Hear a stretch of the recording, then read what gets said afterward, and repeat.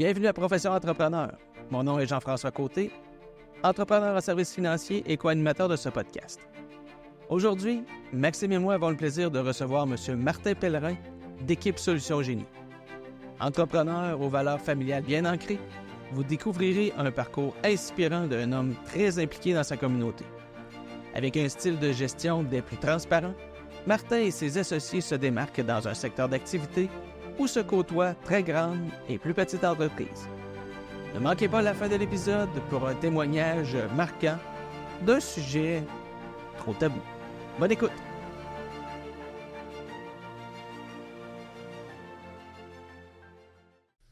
Bon, on le tape. Hey! Salut Martin! Salut! Comment ça va? Ça va bien, vous autres? Ça va très bien. Merci Martin Pellerin d'avoir accepté notre invitation. Merci de m'avoir invité. Salut brother. Salut, brother. Dans notre, oui, ça va super bien. Ça va super un petit peu enrhumé. Oh. Mais ça Ça va va être une bien. entrevue à la pierre. Toujours content, toujours, ouais, c'est ça. Toujours content de faire un podcast. Moi, j'adore ça, jaser de business avec les amis de la grande famille C2. Martin Pellerin qui est dans équipe Solutions Génie. Ouais. Yes. Fait que Martin, en fait, si tu veux peut-être justement te présenter, dire un peu qu'est-ce que toi, oui, mais tu sais, un peu la business, c'est quoi? Moi, je suis content de... Parce qu'on essaie, on en parlait tantôt avant Off the record, tu sais, d'avoir différents types d'entrepreneurs, différents professionnels qui viennent au podcast. Dans ton cas, tu sais, on peut parler, oui, d'ingénierie, là, mais dans le fond, d'immobilier. Ce que j'aimerais ça aussi qu'on parle un peu de chambre de commerce, parce que tu étais président de la chambre de commerce de Lévis. Donc, tu sais, on a un autre volet qu'on peut développer. Beaucoup d'implications aussi. ouais, exact. On va avoir, des Exactement. belles discussions avec Martin. Fait que je vais te laisser te présenter, mon ami. Bon, en fait, présenter la personne que je suis. Je suis un petit gars de Lévis, de Lauson, du downtown de Lauson, Downtown. comme on appelle, ouais. J'ai grandi là, j'ai grossi là aussi. J'ai eu une petite année, excusez. Plus un que l'autre, mais j'étais très bon. En fait, j'ai été à l'Université de Trois-Rivières une année. Je sais, j'ai tout fait à Lévis, Cégep Lévis, c'est ça. Je suis allé à l'Université de Trois-Rivières une année. Après ça, je suis revenu auprès de ma famille. Parce qu'à l'époque, mon père était tombé malade. Puis, en tout cas, bref, j'étais pas mal le seul à pouvoir revenir pour donner un coup de main à ma mère. Puis, fait que je suis venu à l'Université Laval, j'ai étudié en génie civil. Fait que j'étais en génie industriel à Trois-Rivières. Puis là, je me suis dit, bon, il n'y avait pas ça du côté de l'Université Laval, puis j'avais regardé un peu ce qu'il y avait disponible, puis j'avais bien trippé sur des cours de statique et dynamique, puis ce qui était un peu la base de la structure. En fait, je suis ingénieur en structure, donc c'est mon intérêt a commencé là. Il faut dire qu'au cégep, je pensais être astronaute encore, que je rentre au cégep. Jusqu'à temps que je me rende compte que j'avais peur de prendre l'avion. Là. Fait que je me suis dit, c'est peut-être pas le bon métier à prendre. Finalement, le peur d'avion, ça s'est passé. Là. Mais c'est ça. Bref, quand je suis rentré à l'université, j'étais en génie pas en génie géologique. C'était un des programmes que j'avais visé, mais j'avais été en génie industriel. Après ça, je suis allé en génie civil à l'Université Laval. J'ai fait mon 3 ans là. J'avais fait un an à Trois-Rivières, 3 ans là-bas. Puis après ça, j'ai fait mon MBA tout de suite en finissant. Parce que je savais que j'étais un peu fou là, quand j'étais à l'université. Moi, je travaillais 40 heures semaine. J'étais gérant d'un couche-tard. Je coachais une équipe junior 2A. Je jouais au hockey aussi. J'avais une blonde dans ce temps-là. Une blonde avec un aussi, faut le dire. Ouais. Puis je trouvais le moyen de sortir. En tout cas, bref, j'étais... Des semaines chargées. C'est ça. Fait que, mais je savais que je voulais un jour être entrepreneur. Tu sais, gérer... quand j'étais gérant dans un couche-tard, ça me montrait un peu la gestion de personnel, gestion de budget, des affaires de vente. Puis j'aimais ça, mais j'aimais aussi l'ingénierie. Fait que j'étais allé chercher tout de suite mon MBA. J'ai fini, puis tout de suite après ça, j'étais allé chercher mon MBA. Donc, 2006, j'ai fini. Université en mon bac. 2009, j'ai fini mon MBA. Puis après ça, c'est ça. J'étais à Lévis. J'ai resté un an à Sainte-Marie, un an ou deux, je me souviens plus trop. Là. Puis après ça, je suis revenu à Lévis. Fait que Lévis m'a toujours ramené vers mes racines. Fait que là, présentement, je demeure à Lévis. Limite Lévis-Beaumont, mais je suis encore à Lévis pareil. Puis L'entreprise, en fait, j'ai commencé à travailler chez Génivore. En fait, c'est pas vrai, j'ai commencé à travailler à l'époque, c'était chez Groupe Conseil STD. J'étais là 3 mois parce que, bref, je travaillais pour une histoire courte. J'étais engagé par TMS qui m'a envoyé chez SID. Puis après ça, là, j'avais peur un peu d'être mis au chômage. Fait que j'ai décidé de chercher un autre emploi. Puis là, je me suis ramassé chez Canatal, qui était une shop qui faisait des fabrications d'acier. Fait que j'ai été là pendant 1 an. Là, je faisais juste de la connexion. Puis moi, j'ai besoin d'avoir... c'était toujours la même affaire que je faisais. Là. J'avais besoin un peu plus de défis. Je suis retourné en génie conseil. Puis là, c'est là que j'ai été engagé par Génivore. Fait que j'ai été chez Génivore jusqu'à temps que je parte, que je décide de partir mon entreprise. Fait que ça a été un parcours de 2008 à... Là, je devance-tu vos questions, là? Écoute, il y a me présenter, fait que je me présente. C'est bien parfait. C'est parfait. C'est ça. Fait que Pose des questions après. Ouais, c'est bon. Fait qu'en 2014, à peu près, là, Génivore est devenu WSP, puis j'ai décidé ça me rejoignait un peu moins, là. Génivore, c'était le fun. C'était comme des petits bureaux qui appartenaient à une grosse firme. Ça, moi, j'ai vraiment aimé ça, ce boulot. Tu avais accès à plein de personnes, des compétences de partout. Puis, mais c'était géré très local. Donc, j'étais impliqué à la Chambre de commerce. Tu parlais de Chambre de commerce d'entrée de jeu. J'ai commencé en 2008 à m'impliquer à la Chambre de commerce. En 2008, je suis dans 82, j'avais 26 ans. Quand même. Puis, j'ai été VP à partir de 2010. Premier VP, pas premier VP, mais on avait 3 VP. J'ai été vice-président à partir de 2010. Puis là, je me suis ramassé là. J'étais là jusqu'en 2019, jusqu'à temps que je sois président. Mais ça pour dire que c'était le fun parce que ce concept-là de petit bureau dans une grosse firme poussait aussi les gens à s'impliquer localement.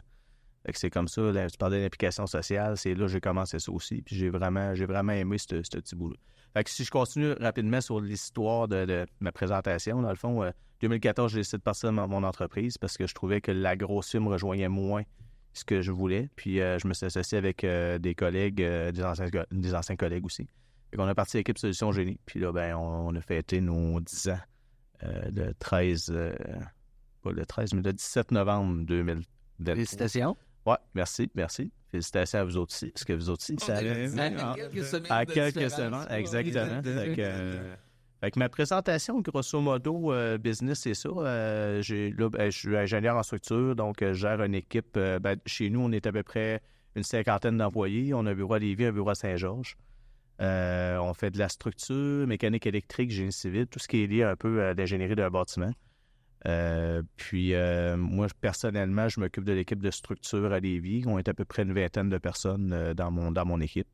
Puis, écoute, on fait des projets à la grandeur du Québec. Là, un matin, je travaillais sur un petit dossier à Gaspé, puis j'étais en train de parler d'un autre projet à Gatineau. Fait qu'on fait le Québec au complet. On va même en Ontario. On a un de nos ingénieurs qui a son saut en Ontario. Moi, personnellement, j'ai mon saut au Nouveau-Brunswick en Nouvelle-Écosse. C'est des clients qui nous ont amenés à aller travailler là. Je ne suis pas parti un matin et dire je vais développer ce marché-là. Des clients d'ici qui sont allés... C'est ça, exactement. Fait que, tu sais, on fait à peu près 500 projets par année. Fait que, si tu fais la moyenne, 500 projets par année, puis c'est toujours un feu roulant. Là, au début, bon, ça a monté, là, mais tu sais, on a pas mal tout le temps 500 projets. Là, Ça fait 500 millions de chiffre d'affaires. À peu près, bon, c'est ça. Le projet, c'est 1 million, c'est à peu près la moyenne. Ça fait à peu près 5000 projets qu'on a réalisés. Quand même. Ouais. Puis, c'est ça. Fait que, bref, c'est un peu... mon rôle, c'est ça dans l'équipe. Là, c'est de gérer un peu l'équipe de structure. Mais je suis plus un... Je disais que je coachais ce genre de A quand j'étais jeune. Ben, je suis plus un coach dans l'équipe quand... Moi, je me vois comme un coach. Juste comme un coach. Un joueur-entraîneur, un Reggie Dunlop. Ça, c'est bon. C'est bon, ça. C'est bon. Tu disais que, tu sais, assez jeune, tu savais que tu allais devenir entrepreneur.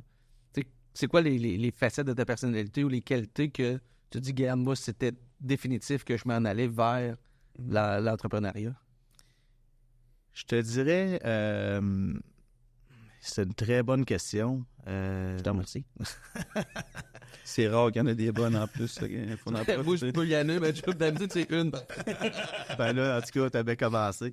Tu sais, j'ai pas mal été le genre de très jeune, j'étais rassembleur. J'étais un peu ce genre de personne-là. Tu sais, j'aimais ça être dans la gang, puis rassembler le monde, puis tu sais, créer des choses, puis tu sais, que le monde me suive, puis que... puis j'étais très à l'écoute aussi. j'étais une bonne oreille attentive. Quand il y en avait un qui avait un problème, il venait me voir, on jasait, puis j'essayais de trouver des solutions avec cette personne-là. Je pense que c'est le trait de caractère que ça prend pour un entrepreneur, d'être rassemblable et d'être à l'écoute de ton monde. Puis ça, écoute, je me souviens, la première fois, j'étais employé chez Couche-Tard, là, quand j'ai commencé, là.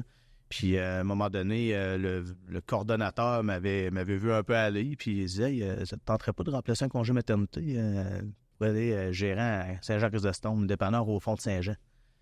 Ça, pas de problème, moi, j'avais 17 ans. Fait que, j'arrive là, je fais ma première rencontre d'employés, j'étais le plus jeune de la gang.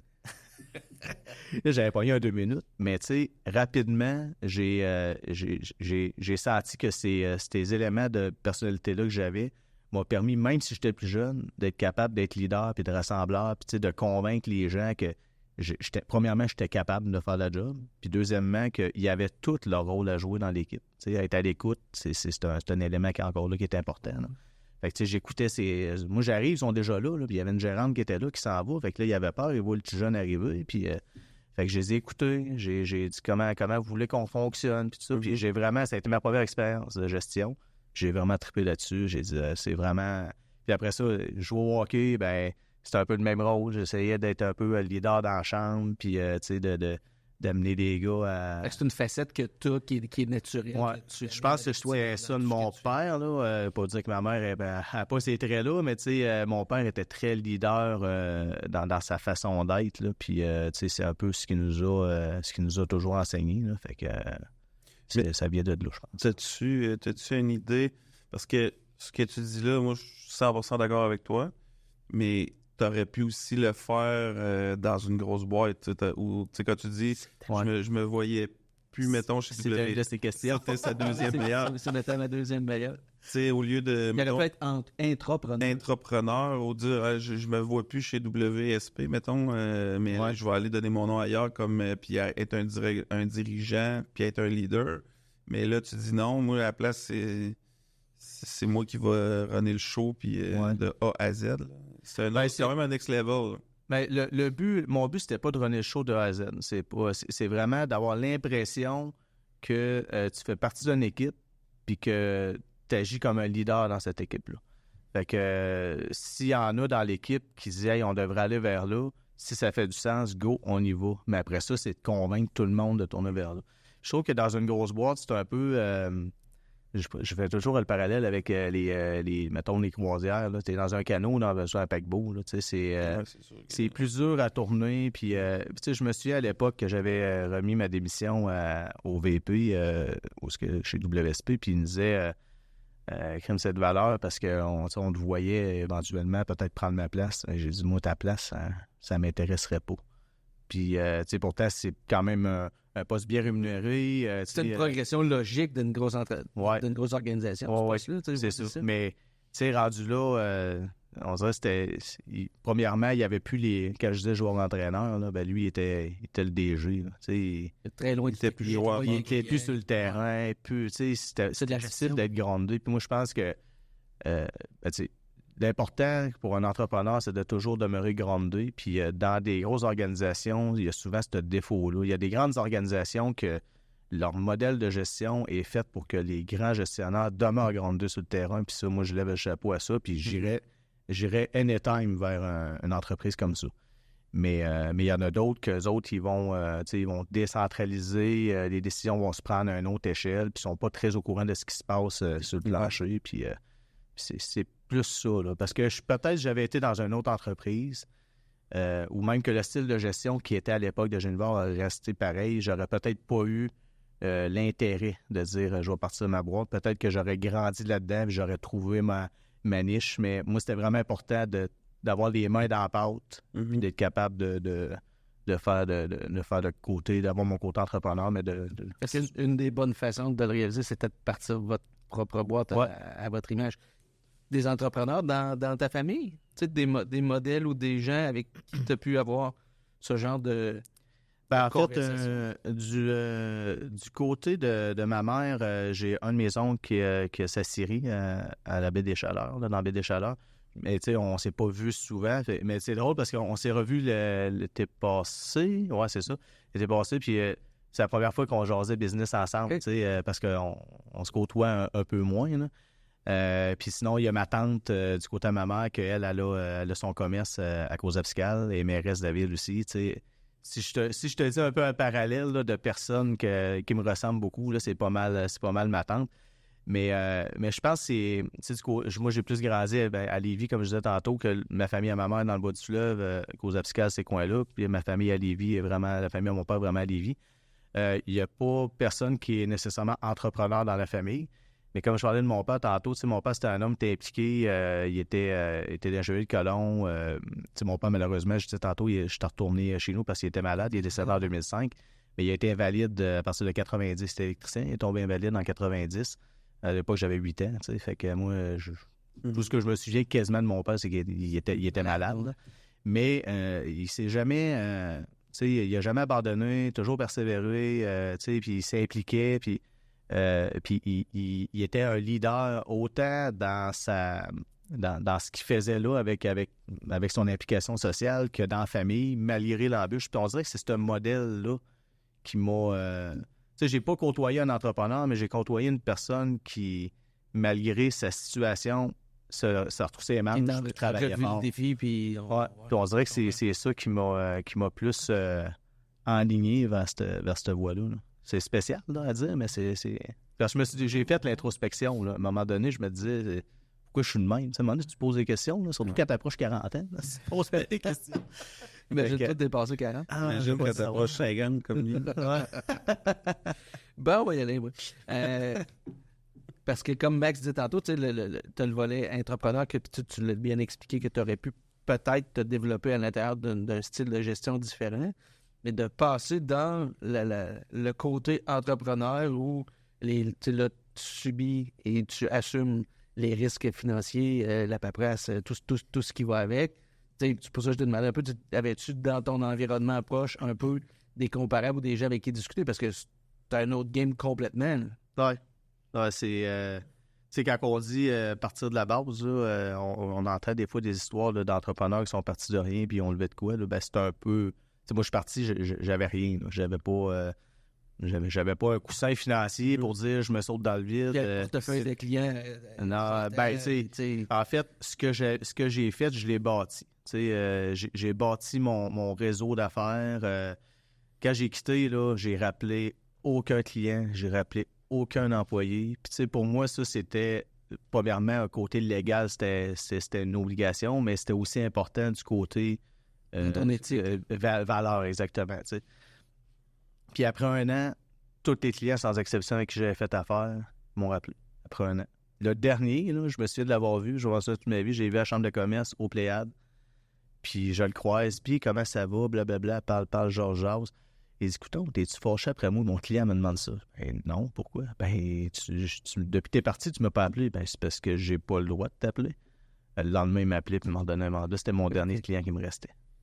Tout le monde sont revenus. Fait que, tu sais, je suis pas parti avec un bassin, mais j'ai travaillé, pendant que j'étais là, tu sais, j'ai travaillé des relations plus personnelles. Oui, d'affaires, mais personnelles. Puis je pense que c'est ça qui a ramené... Puis ça, je le dois à Régent Blais, qui était mon mentor, qui m'avait... moi, j'étais quand même béni des dieux. J'ai été engagé par par Lucien Marouet, puis j'avais Régent Blais dans mon équipe. On était une petite équipe de structure dans Génivore. Et Régent, c'est lui qui était propriétaire de Gesco, qui avait été acheté par Génivore. Fait que c'est un entrepreneur. Tu me demandes, mettons, un modèle d'entrepreneur, ça en était un. Là, je parlais plus jeune, mais quand j'étais rendu sur le marché du travail, ça a pas mal été mon modèle. Lui, c'était mon mentor DDA, développement des affaires. Puis tu avais l'autre côté, c'était Lucien Marouet, qui travaille encore avec moi. Il est rendu dans mon équipe. Puis Lucien, c'était mon mentor technique. Fait que j'ai été comme formé par deux personnes. Bien encadré. Ouais, vraiment bien encadré. Fait que ça, là, je suis juste à la bonne étoile, on peut dire. Là. Puis, c'est quoi que je voulais dire par rapport à ça? Ah oui, c'est ça. Régent, il m'avait dit à l'époque, il dit, Martin, veux-tu aller à la chambre de commerce? Il dit, il me semble que t'aurais ce potentiel-là, tu faire du développement des affaires, puis oui, j'aimerais ça. Moi, une chambre de commerce, je pensais que c'était une chambre, puis on faisait du commerce. Je savais même pas c'était quoi.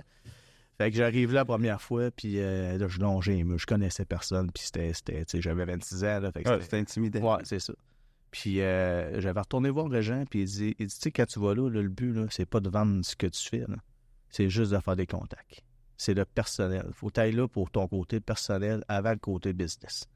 Fait que là, j'ai changé un peu mon attitude. Puis tu le vois, il y en a qui vont dans les chambres de commerce, tout ce qu'ils veulent, c'est de vendre de quoi, là. Mais là, tu sais, c'est pas parce que tu en rencontres. Ouais, vraiment. C'est ça. Puis c'est pas parce que tu rencontres quelqu'un, il me donnait l'exemple d'un comptable. Un comptable, il me donnera pas vraiment de mandat, là. Quoique j'ai déjà fait des mandats pour des bureaux de comptables parce qu'ils s'agrandissaient ou des trucs de même, mais c'est pas parce que tu rencontres un comptable qui pourra pas t'amener un jour un contact d'un contact qui va faire que tu vas finir par avoir de quoi. Fait que je suis allé avec cette mentalité-là, puis tu sais, 2008 à 2014, j'ai quand même 6 ans, là. Ben, j'ai développé ce réseau-là.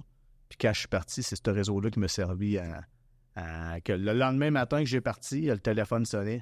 Puis c'était déjà un de mes clients qui me rappelait. Puis au début, je disais au gars, parce que l'histoire fait en sorte que en novembre, Éric avait parti, mon ancien collègue avait parti du bureau.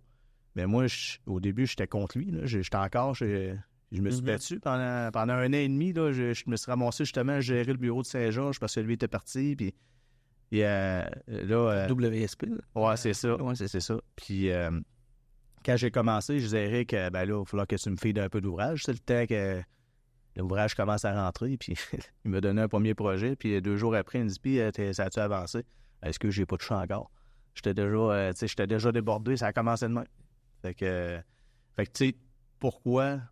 Parce que c'est pas parce que je suis parti avec de quoi, puis... Tu avais créé des liens, des contacts. Ouais, c'est ça. Puis côté, tu disais dans ta question, c'est quand tu pars en affaires, là, tu as une paye, puis après ça, tu n'as plus de paye. Fait que ça, c'est... C'est une de mes questions, ça. C'est-tu difficile? Toutes les entreprises à partir sont difficiles, mais tu sais, une business de service, c'est un peu comme nous. Dans le fond, tu as besoin de cash pour payer. Là, faut que tu payes du monde, faut que tu prennes des locaux, faut que tu te connaître. Tu sais, fait que... Il y a beaucoup de dépenses avant d'en mettre dans tes poches, là, tu sais, Oui, mais est-ce que c'est de la love money? En fait, c'est vous autres, tu dis, tu n'as pas nécessairement d'argent de côté. Là, non seulement j'avais pas d'argent de côté, mais j'étais des dettes. Comment ça se passe? Parce qu'il y a un parallèle entre nos deux films, c'est sûr. Là. C'est un peu le même principe que nous, on a vécu. Puis... Ben, c'est ce qui me faisait hésiter à me lancer. C'est justement ça, parce que j'avais des dettes d'études. Puis, j'avais un char à payer, je venais de m'acheter une maison, c'était tout ça. Puis là, tu dis, bon, je me lance-tu? Là? J'ai une paye qui rentre à tous les jeux, aux 2 jeudis, mais là, ça va être quand la prochaine paye? Je ne sais pas. Puis, je me suis dit à l'époque, c'est surtout ma blonde, mon meilleur chum de gars, Bas Guérard, Sébastien Guérard, qui m'ont convaincu à me lancer, là, en me disant... Je disais tantôt, j'ai fait mon réseau, puis inquiète-toi pas, le téléphone va sonner, tu vas en avoir des contrats. Ça, c'était la première chose. C'est qu'ils m'ont comme convaincu de dire, vas-y, lance-toi. Mais là, ça réglait pas la question que j'aurais pas de paye dans 2. Fait que je suis allé rencontrer la caisse, puis j'ai pris le guess. J'ai dit, regarde, je sais que j'ai des dettes étudiantes, c'est pis ça, mais voici mon portfolio, puis voici où ce que je m'en vais, puis... moi, j'aurais besoin d'une marge de crédit. Fait que je me suis ouvert une marge de crédit, puis let's go. Là, il fallait que j'investisse, c'est tout, là, faire un fonds de roulement. Ça. Fait que là, j'avais une marge de crédit que j'ai pris pour investir comme fonds de roulement. Puis j'ai augmenté ma marge de crédit personnelle au cas où que je n'aie besoin. Je me suis dit, au moins, j'ai 3 mois devant moi. Et puis, finalement, vu que ça a super bien parti, j'ai eu une paye... mettons, pas trop longtemps après. Fait que j'ai pas eu à attendre 3 mois avant d'avoir une paye. La paye a rentré plus vite que j'anticipais. Puis, mais parce que ce feeling-là, là, vous autres, vous faites un mandat pour un client, puis vous facturez des honoraires, puis lui vous paye. C'est ça, exactement. Normalement... Certains délais. Ouais, c'est ça. C'est pas comme quand tu vas au McDo, tu prends ton bagarre, tu le payes avant, tu le manges après. Là c'est... Au début, on n'avait pas tant d'employés, quoi qu'on a eu des employés assez rapidement. Là. Après 3 mois, on était déjà rendu 18. Là, fait que ça faisait un pas pire payroll. Là. Mais l'argent rentre, c'est ça. Suite, là.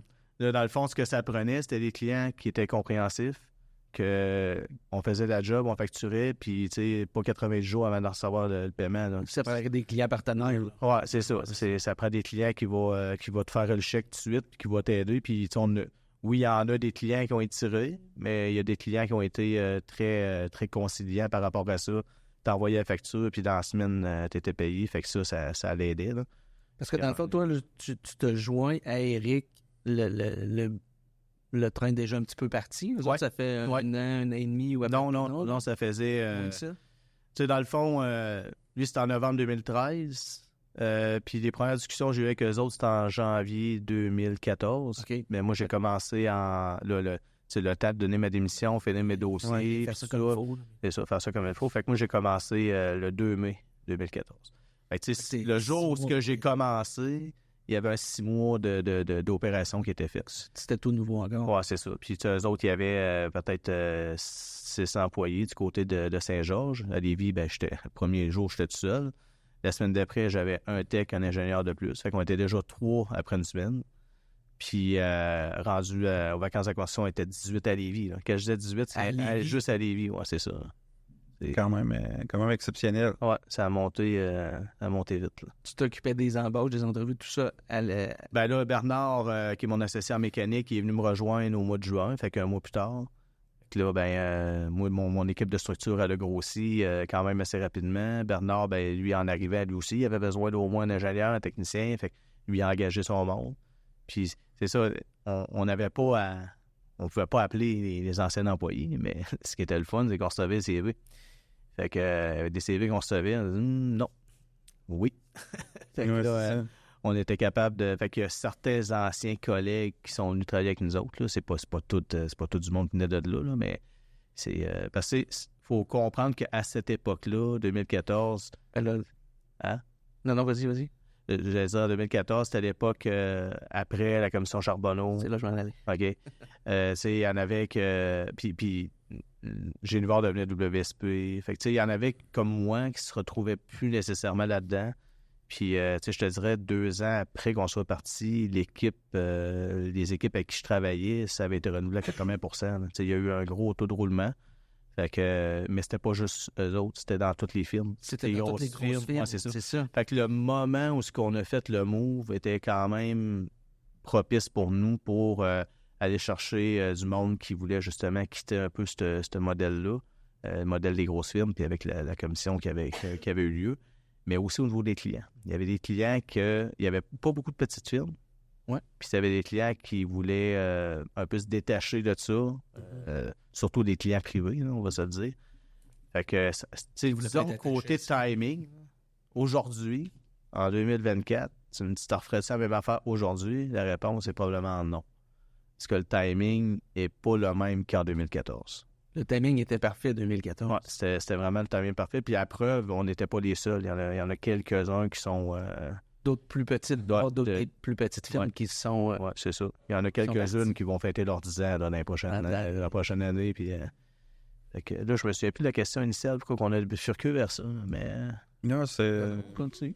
C'était ça, c'était en fait la difficulté de partir. Ouais, c'est ça, de partir. Puis, c'est ça. Je parlais du feeling tantôt. Tu sais, le feeling que tu as quand tu veux te lancer en entrepreneuriat, puis...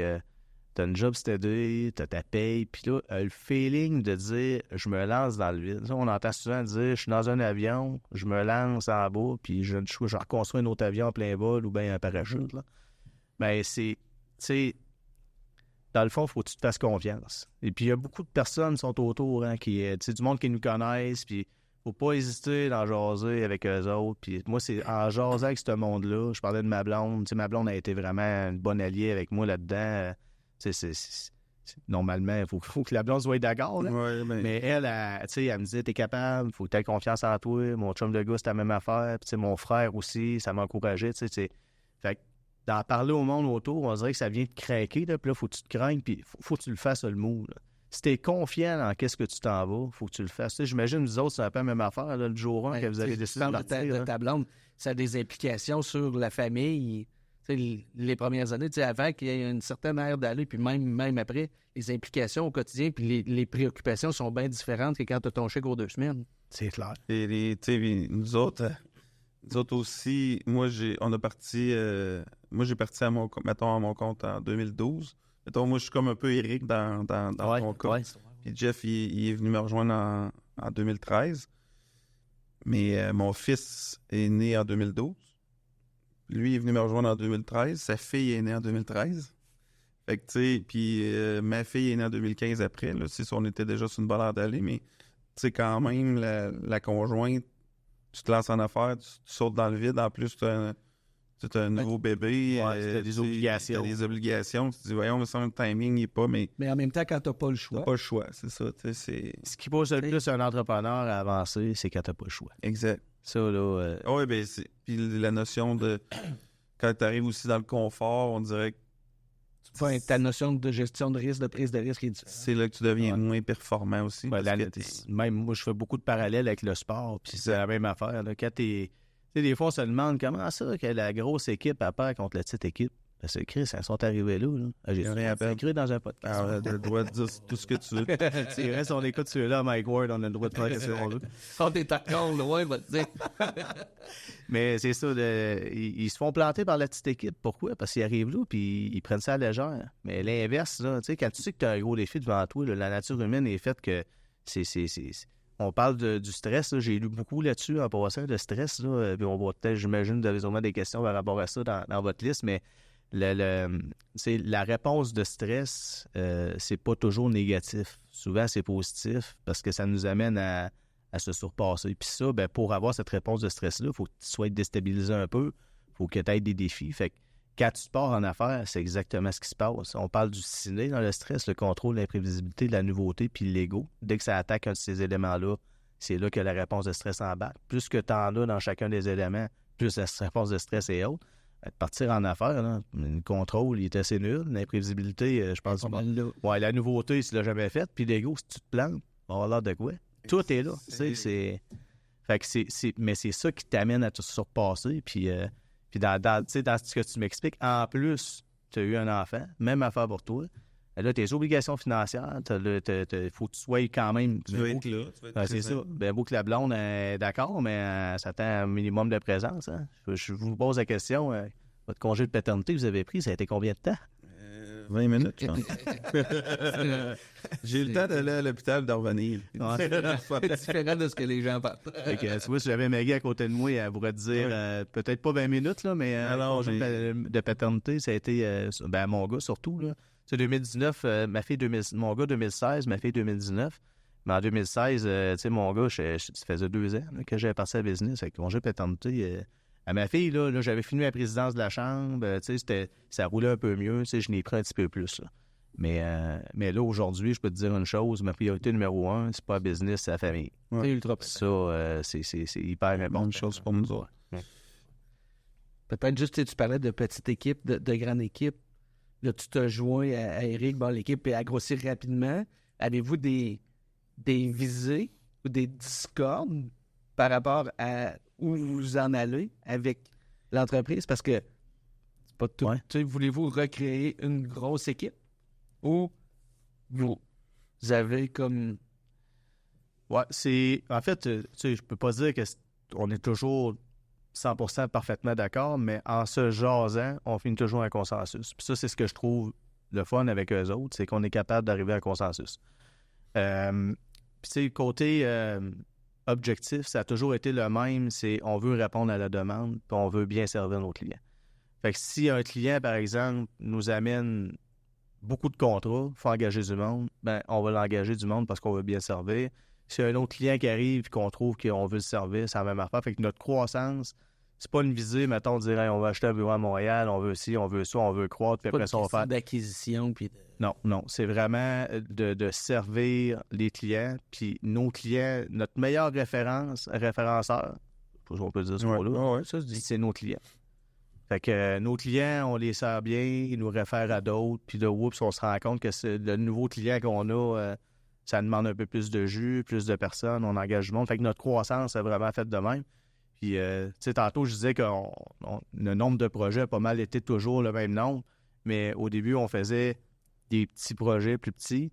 Mais là, on en fait encore du 500 projets, mais c'est des gros projets. D'un grosseur, il y en a. Fait que notre chiffre d'affaires et la croissance a toujours été à une progression, là, plus ou moins 20% à chaque année, ça augmente là, tout le temps. Puis depuis 10 ans, ça n'a jamais arrêté. Même la pandémie, là, ça n'a pas slacké. Là. Ça a été Ça a été particulier. Je te dirais peut-être plus l'année passée là, on a pogné un petit Tu l'as plateau. senti un peu. Oui, c'est ça. L'année passée, ça n'a pas mal été la même chose que l'autre année d'avant. Puis je pense que c'est un peu pareil partout. Mais là, cette année, on s'attend quand même, on a une belle vibe. Là. L'ouvrage, on n'est pas à plan. On est moins occupé que v'là 2 ans. V'là 2 ans, on ne saurait plus vous donner de la tête. Là, mais on dirait, j'oublie toujours la question initiale. On oublie ça. Non, en fait, difficulté de recrutement dans votre marché parce que tu dis on veut suivre nos clients pour desservir nos clients, mais là, s'il y a eu un certain éclatement... Tu sais, si tu me demandes mon plus grand irritant que j'ai dans ma business, là, dans ce que je fais, là, c'est, je veux pas dire les ressources humaines, là, c'est l'embauche. C'est moi, là, de ne pas être capable d'embaucher quelqu'un, là, je viens sans connaissance. Puis c'est vraiment le problème qu'on a, puis surtout du côté mécanique électrique. Mais côté mécanique électrique, là, si Bernard était à côté de moi, là, tu te le dirais, là, ça fait 10 ans que je cherche un ingénieur de plus en électricité, tu sais. Cette ressource-là, il n'y en a pas. Ils sont rares. Puis souvent, quand ils sont à une place, sont enracinés là. Puis la plupart des finissants en génie mécanique, quand ils sortent, ils s'en vont pas en génie conseil, ils s'en vont pour des fabricants, des fournisseurs d'équipements mécaniques. Parce que le génie mécanique de bâtiment, c'est complètement différent de dire je m'en vais développer des moteurs chez Rolls-Royce, des affaires de même.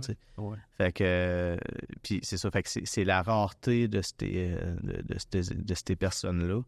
Tu sais, côté structure, on a quand même été capable d'engager du monde, mais l'année que j'ai eu le plus de misère, c'est pas l'année passée, mais l'autre d'avant. Là.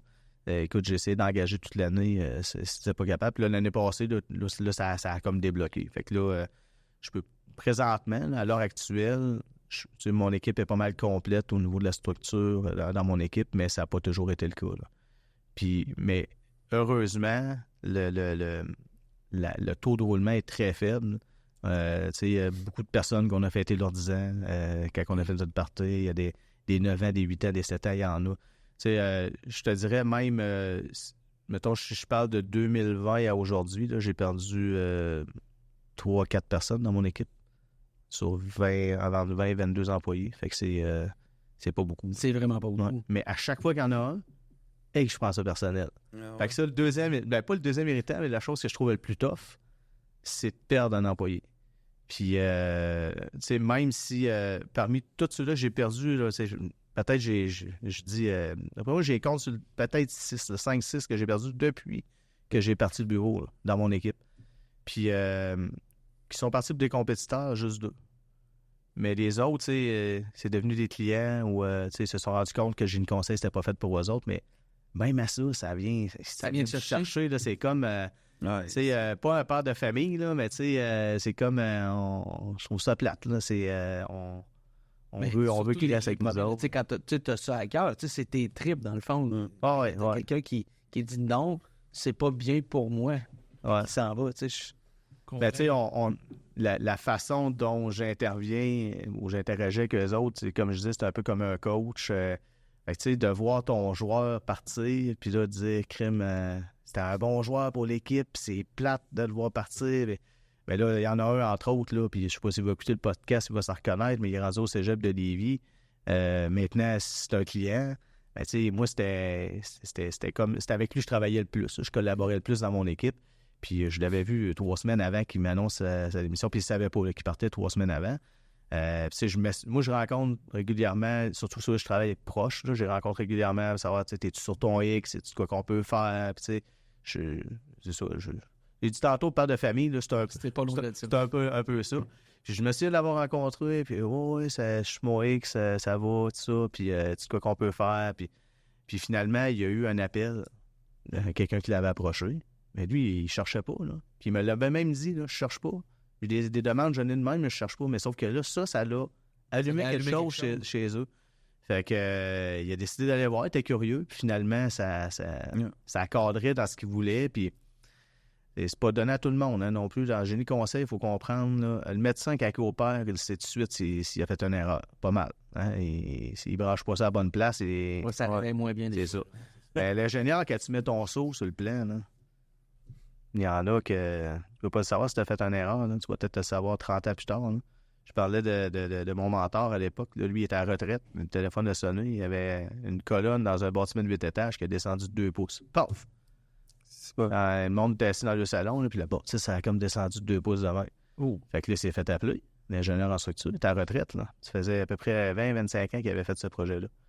Puis c'est parce que, dans le fond, dans les faits, c'est une colonne d'acier qui était dans un sous-sol, qui montait toute la bâtisse, mais elle avait rouillé dans le bas parce que l'entrepreneur n'avait pas fait le petit trou pour égoutter l'eau de condensation. Fait que ça a fini par rouiller avec le temps. À un moment donné, la colonne a descendu.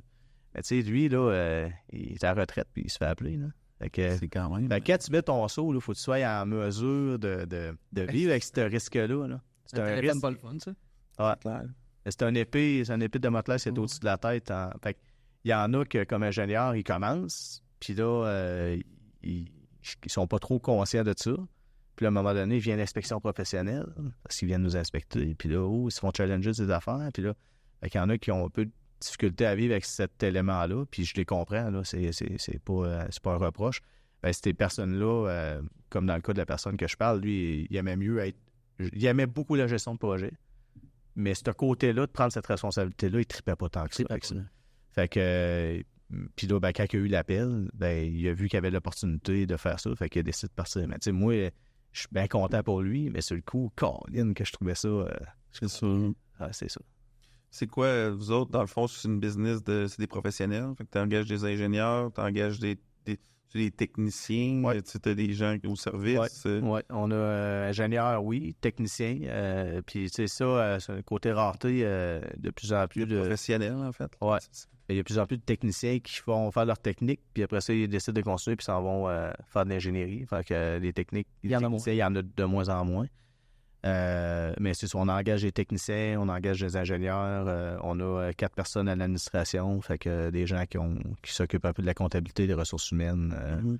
Fait que c'est normalement, on est comme trop petit pour avoir quelqu'un au TI, mais c'est quasiment assez loin d'en avoir un, mais c'est mettons 10 personnes de plus, là, ça prendrait aussi quelqu'un pour s'occuper des TI, surtout qu'à cette heure, avec ce qui s'en vient aussi avec l'intelligence artificielle, je suis un peu... je suis pas tant au fait de tout ce qui s'en vient. Là. Je pourrais pas commencer à jaser dans long et dans large, mais je sais que ça va changer quand même pas mal la face de notre métier, là, surtout au niveau technique. Pas mal tous les métiers.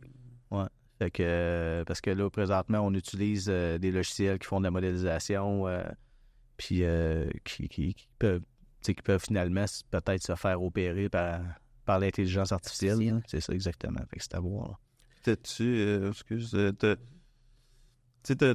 T'as parlé de grosseur, puis là, de nombre, puis de difficultés à engager, mais ma question, c'est est-ce que ça t'inquiète ou est-ce que tu as un flag en quelque part dans ta tête? Parce que tu n'aimais pas la grande entreprise, en fait. Je pense que le mode de gestion d'une grande entreprise. Là, vous en venez quand même 50. Est-ce que... Moi, 50, pour moi, c'est pas gros. Là. 25 000, c'est gros. Ouais, 50, c'est ça ma question. Parce que pour pas...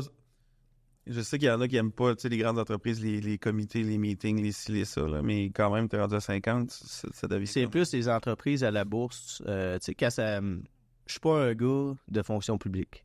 Moi, je ne serais pas capable d'être au ministère des Transports. Tu comprends? Ouais. Fait que, puis il y a des grosses entreprises, puis là, je vais parler plutôt de multinationales, juste pour corriger les choses. C'est une multinationale qui est gérée comme la fonction publique, ça me rejoint pas.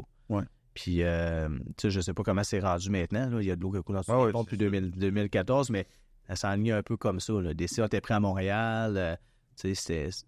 Ça, c'est personnel à moi, là, je dis pas que c'est pas un mauvais style de gestion, là. C'est juste que moi, ça me rejoint pas. Mais je connais des gens qui travaillent pour des entreprises qui sont à la bourse et qui ne sont pas gérées du tout de cette façon-là. Puis j'aurais aucun problème à travailler là demain matin. Là. C'est vraiment plus le fait de... Tu sais, quand tu es un numéro. Retenons ça. Là. Moi, c'est à partir du moment où je suis un numéro, j'ai plus de motivation. Donc, quand même, dans votre développement, oui, vous voulez grossir... Mais pour toi, ta gang ne sera jamais des numéros. Exactement.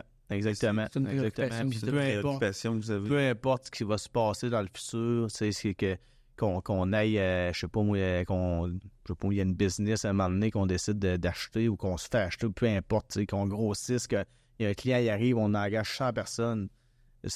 Ma priorité numéro 1, ça va toujours être de rester groundé sur le terrain, ça c'est sûr et certain, puis rester proche de mon monde. Faire les rencontres, là. Les rencontres annuelles, pour moi, c'est important, il faut que je les fasse. C'est de rester groundé, là, puis de rencontrer mon monde, de savoir comment prendre la température de l'eau, je dis ça souvent. Là. Ça, c'est. Va falloir tout le temps que je le fasse. Sinon, je vais sortir. Je me sentirais pas bien là-dedans. Ouais.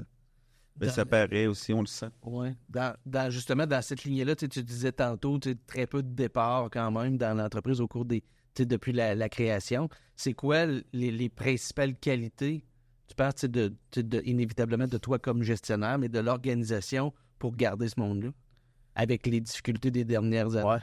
Pas si évident. Tu sais, ceux qui sont partis, c'était soit une question de salaire, parce qu'il y a eu une surenchère à un moment donné, surtout avec la pandémie, puis il y a eu, c'est ça, on sait tous que les salaires ils ont augmenté, puis on n'a pas passé à côté. Nous autres, on a augmenté considérablement les salaires, là. Ça a eu un impact aussi sur le chiffre d'affaires, on se le cachera pas, là, mais c'est important parce que, moi, je toujours dit, il faut toujours que chaque personne soit payée à sa juste valeur. Tu sais, si j'ai un ingénieur qui arrive, qui a 1 an d'expérience, il veut un salaire de 10 ans, pas de trouble, moi, te le donner. Mais il faut que tu livres au même rythme que le 10 ans qui est à côté de toi. Ben, Oui, c'est ça. mais il faut que la personne soit payée selon son expérience, selon ce qu'il est capable de livrer. Puis tout ça. Fait que faut que chaque personne soit bien payée. Ça, c'est la première des choses. Je pense que les gens chez nous, ça, il n'y a pas de problème. Puis, mais le salaire, c'est une chose, mais il y a d'autres choses. Un de mes amis qui est encore à mon ancien employeur, il me disait le FFF, les 3 F, le fun, le fric puis le foin. Fait que le foin, on vient d'en parler, mais il faut être du fun avec ta gang. Puis, il faut que tu ailles excuse-moi, le fric puis le foin, ça va même affaire. La foi. Il faut que tu ailles la foi. Faut que tu ailles la petite flamme. Là, Puis ça, pour animer la petite flamme, il faut que tu motives ton monde. Il faut que tu les fasses travailler sur des projets motivants. Il faut qu'ils soient sur leur X.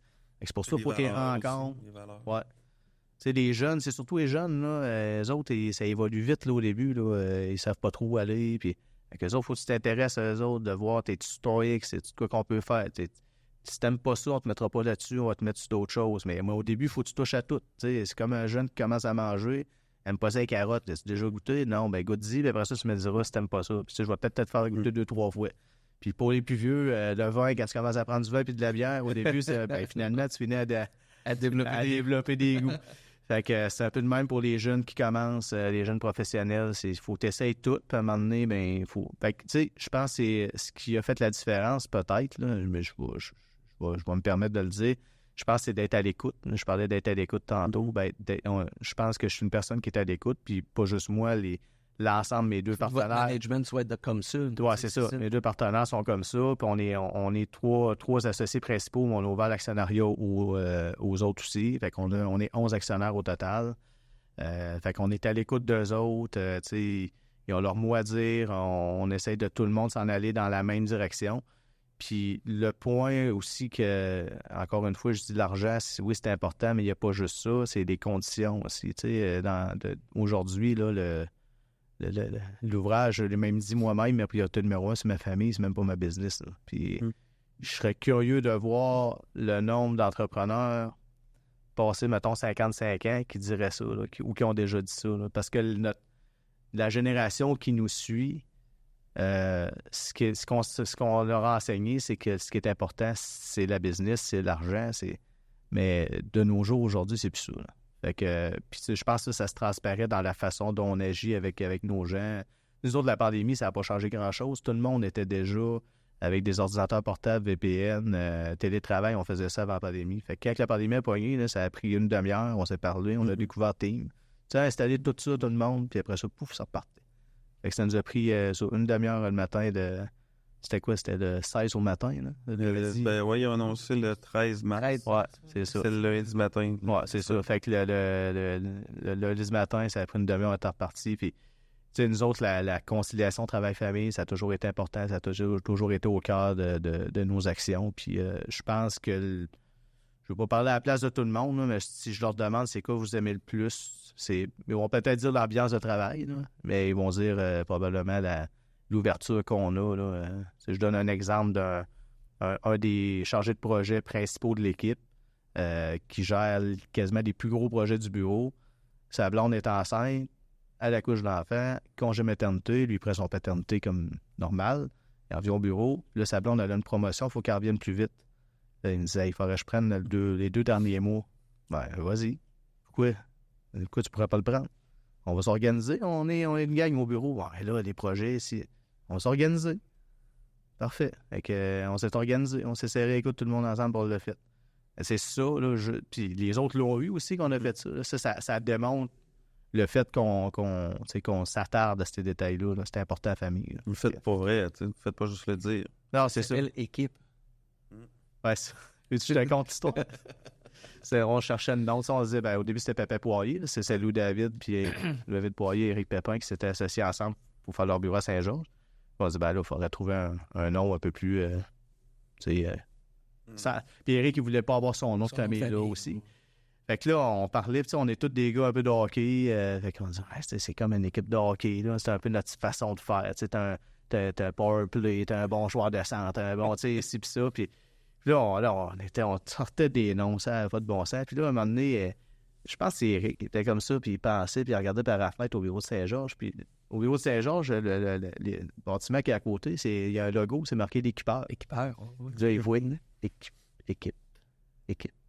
Rappelez ça équipe. Fait que c'est venu de même. Fait que c'est l'histoire du nom. Par rapport aux ressources, c'est un peu dans l'air du temps, avez-vous accès à des travailleurs de l'étranger? Y a-t-il des reconnaissances ou c'est difficile. C'est ça. Ouais. Pour vrai, là, c'est difficile à deux points. La première difficulté qu'il y a, c'est la reconnaissance des équivalences. C'est comme ça qu'on peut appeler ça. Mais l'ordre des ingénieurs ne donne pas le saut automatiquement. C'est pas parce que tu l'as eu en France que tu peux l'avoir au Québec. Fait que ça, c'est plus difficile, c'est plus compliqué là, de côté réglementation. Mais il y a aussi la façon dont les choses sont faites à l'extérieur versus ici. C'est pas les mêmes codes. Fait que quand ils arrivent, là, ils partent à la même au même niveau quasiment qu'un jeune qui sort de l'université. Fait que... Sinon moins parce que leurs réflexes sont pas du tout comme les nôtres. Ouais, peut-être la façon d'opérer, la mode de gestion, des fois, elle peut être différente, mais on a eu et on a là, des personnes là, qui ont étudié à l'extérieur du pays, puis mais c'est sûr que dans la pénurie de main-d'œuvre, ça serait facilitant que la reconnaissance des acquis soit peut-être un peu plus facilitée, parce que ça permettrait peut-être à des gens qui sont, par exemple, en France, à immigrer vers le Québec, sachant que c'est plus facile de le faire. Parce que il y en a, je dis pas qu'il y en a pas, il y en a, mais souvent, ils n'ont pas le saut. Il faut qu'ils recommencent le bac au complet. Il y en a qui recommencent au complet les bacs. Mais ça, je pense que c'est correct dans un sens que il évalue un peu ce qui se passe là-bas, de voir, puis j'imagine que c'est la même affaire pour tous les autres professionnels, de voir le type de formation qu'ils ont, est-ce que c'est le même site, là? Et si on voit que c'est pas le même, il oblige à refaire des cours. Puis s'il voit que c'est quand même correct, là, il y a un examen à passer, là, il y a une couple d'examens, mais je pense que c'est des processus plus administratifs. C'est quand même important. Ouais. Ouais, c'est ça. Parce que je vais faire encore le parallèle avec un médecin. Si tu faut opérer par un médecin, tu veux qu'il y ait eu la bonne formation adéquate. C'est la même affaire comme ingénieur. Là. Mais je pense qu'il y a des pays où la formation est pas mal la même qu'ici, sinon même peut-être mieux, qu'on pourrait être un peu plus facilitant pour aller chercher ces personnes-là, plutôt que d'ouvrir nos portes à d'autres pays que faut qu'ils recommencent l'université, puis là, c'est le délai, c'est le processus, puis souvent, c'est la manière que la personne avait travaillé pendant 8 ans dans son pays, s'en vient ici, t'as refait l'université, sort de l'université, il y a encore 8 ans en arrière de la cravate, là, fait que quand même bien qu'il a fait l'université, lui, il pense que ça refait encore comme il a fait, mais ça s'en fait plus pas de la même façon, puis là, il y en a, c'est des succès, il y en a, c'est laborieux, je me souviens, entre autres, il y a plusieurs années, là, tu sais, il posait pas beaucoup de questions. Je disais, tu sais, si tu as besoin d'aide, tu viens nous le dire. Là. On est là, on est plusieurs. On va t'aider. Ouais, c'est ça. Tu sais, je fais une parenthèse sur pourquoi que le monde reste aussi, les jeunes surtout. C'est qu'on a un beau problème, nous autres, c'est qu'on a beaucoup d'expérience au bureau. On a beaucoup de coaching, puis tu sais, on est capable de bien former, bien encadrer nos jeunes. Les stagiaires, ils sont chez nous, on les garde et on les forme, puis même ils travaillent à temps partiel, puis ils continuent avec nous autres. Puis il y en a que ça fait 7 ans, il y en a un, ça fait 7 ans qu'il travaille pour nous autres, mais il a 4 ans d'expérience. Il a fait 3 ans de stage. Et tu sais, je disais à ce jeune-là, à cette époque-là, poser des questions, on est tous là, on est tous prêts à t'en montrer. Puis il en posait, pas beaucoup.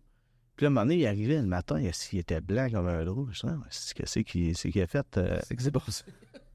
Là, à un moment donné, je le rencontre parce que ça marchait pas. Il dit, écoute, j'ai de la misère à dormir. Là. Je passe mes nuits sur Google à fouiller et savoir comment ça marche. Puis, je t'apprendras pas comment faire de l'ingénierie en cherchant sur Google. Là. C'est Google, c'est nous autres. Là. C'est les ingénieurs qui sont là. Il faut que tu poses des questions. C'est parce que dans son cas, dans sa culture, d'aller poser des questions, c'est un signe de faiblesse. Mm-hmm. Et là, moi, je ne savais pas. Là.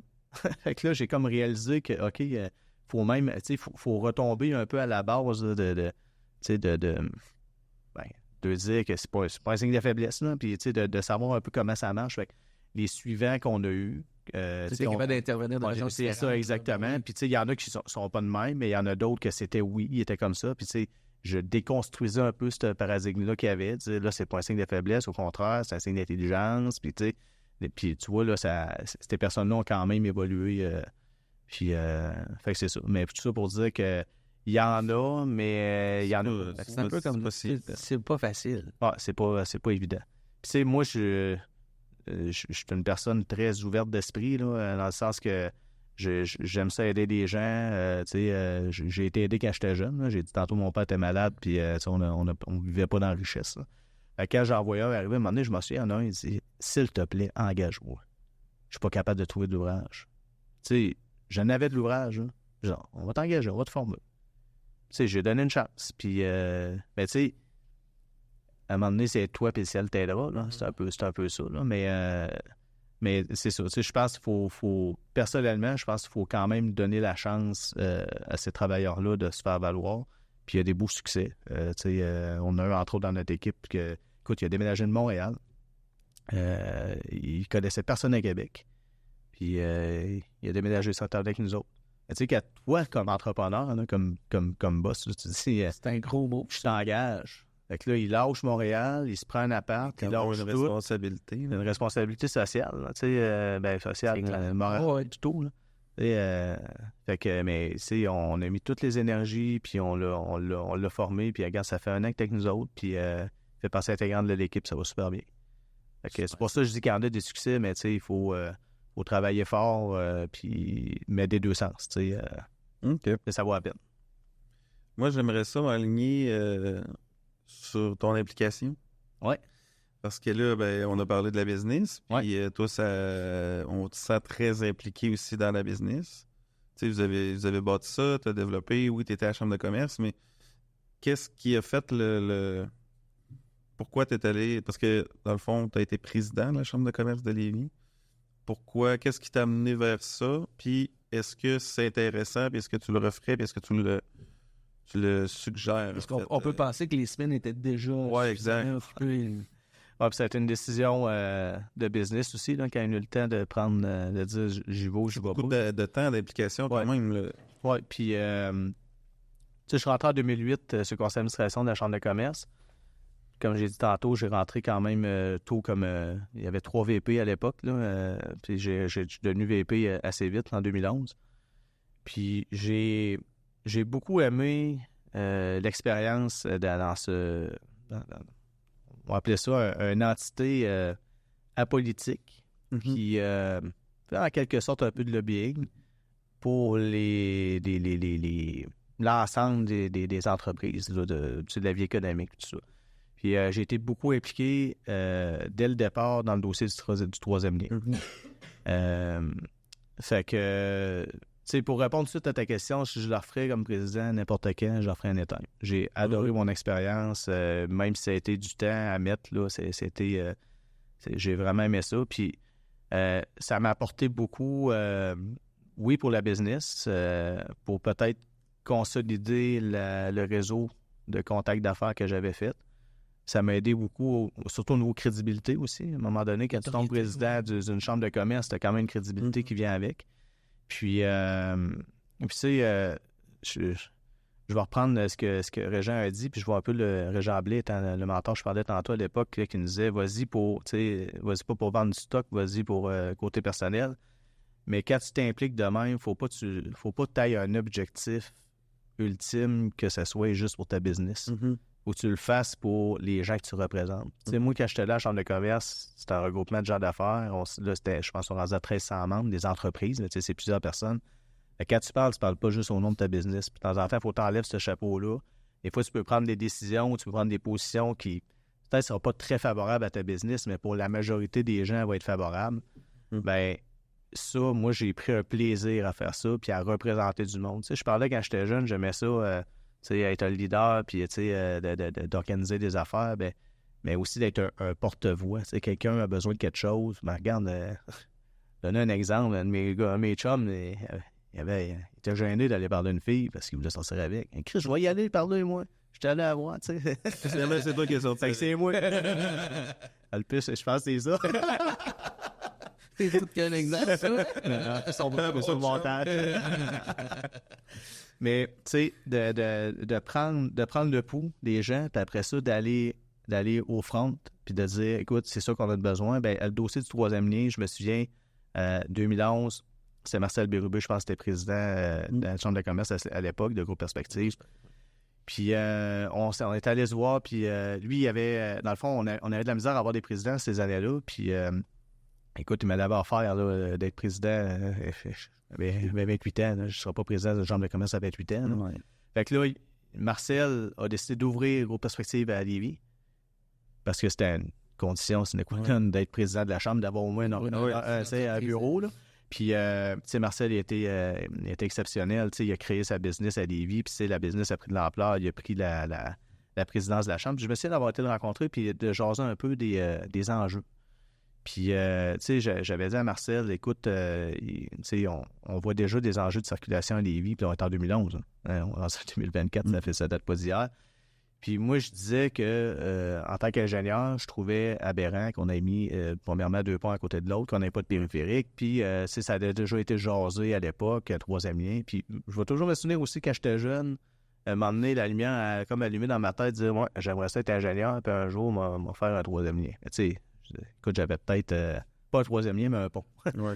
Puis, tu sais, moi, je voyais l'île là, de chez nous, là où est-ce que je restais. Puis, mais, tu sais, l'objectif, je sais, je ne ferai jamais le 3e lien parce que c'est une multinationale qui va en faire, là, si jamais il y a lieu. Mais bon, tout ça pour dire que quand j'ai rencontré Marcel, on a jasé là-dessus. Puis Marcel, il a sorti publiquement après pour dire la Chambre de commerce remet de l'avant le dossier du 3e lien. Là, on est en 2011.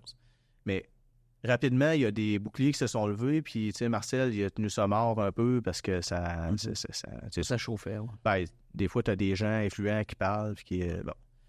En 2014, c'est Jérôme Jolicoeur qui a pris la présidence. Puis, Jérôme Jolicoeur est arrivé en disant, vous avez parlé de ça avec Marcel? Il dit, moi, je veux relancer ça. Fait que moi, j'ai levé la main, j'ai dit, Jérôme, si tu as besoin de moi, je suis là. Hein? Fait que moi, Jérôme Jolicoeur, Jérôme Godreau, qui était DG à l'époque, on avait eu comme la bénédiction du conseil d'administration pour aller rencontrer Graph Synergie, qui était une firme qui fait qui fait des vidéos, des trucs comme ça. Fait on a eu, au conseil d'administration, on a voté pour mettre 15 000 $ de budget de notre bas de laine pour créer cette vidéo-là. On va appeler ça une vidéo de propagande. Ouais. Mais le but, c'était d'en parler, parce que là, on voyait en 2014, là, c'était le bordel dans la circulation déjà. Puis écoute, 2017, c'était encore pire, là, pour je vais peut-être devancer un peu ce que je t'en train de dire, mais moi, ma business, au début, je l'avais mis, on avait pris nos bureaux à côté du centre des congrès. Puis j'étais plus capable d'engager en 2017 parce qu'il fallait que tu partes à 3h30 du bureau pour t'en aller au pont. Sinon, ça te prenait 1h30. J'étais plus capable d'engager du monde de la Rive-Nord, fait que j'ai déménagé, puis là, le petit gars de Lévis faisait en sorte que je voulais pas déménager à Québec, mon entreprise. Je voulais rester à Lévis. On déménageait à Tête-des-Ponts. Puis la Tête-des-Ponts, c'était moins pire un peu, là, mais j'en connaissais là, des business qui ont décidé de déménager du centre-ville de Lévis pour s'en aller sur la Rive-Nord. Parce qu'ils n'étaient plus capables. Le secteur des Jardins, là, c'était en train... ils n'étaient plus capables d'engager du monde. Là. Puis même, à l'époque, Desjardins aussi avait de la misère avec l'embauche. Je me souviens de ça, parce qu'à la Chambre de commerce, on avait jasé avec eux autres. J'en reviens à 2014, on a créé le vidéo.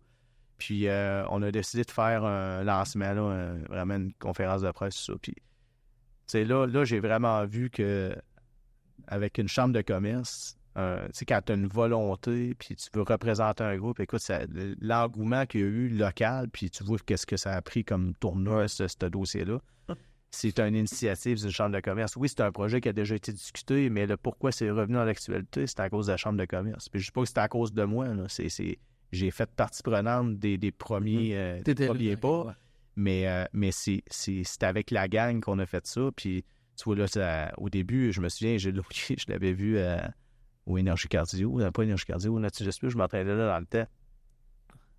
On était en bobette tous les deux dans le vestiaire, puis il dit, 3e ligne, tu verras pas ça de ton vivant. Puis parce que là, on venait de lancer tout ça, mais quand Gilles a vu l'engouement que ça a pris avec toute la communauté, puis que les gens étaient tous derrière ça, Gilles, il a pris le bâton, puis OK, c'est beau. Lui a été élu pour représenter son monde. Fait que, exact.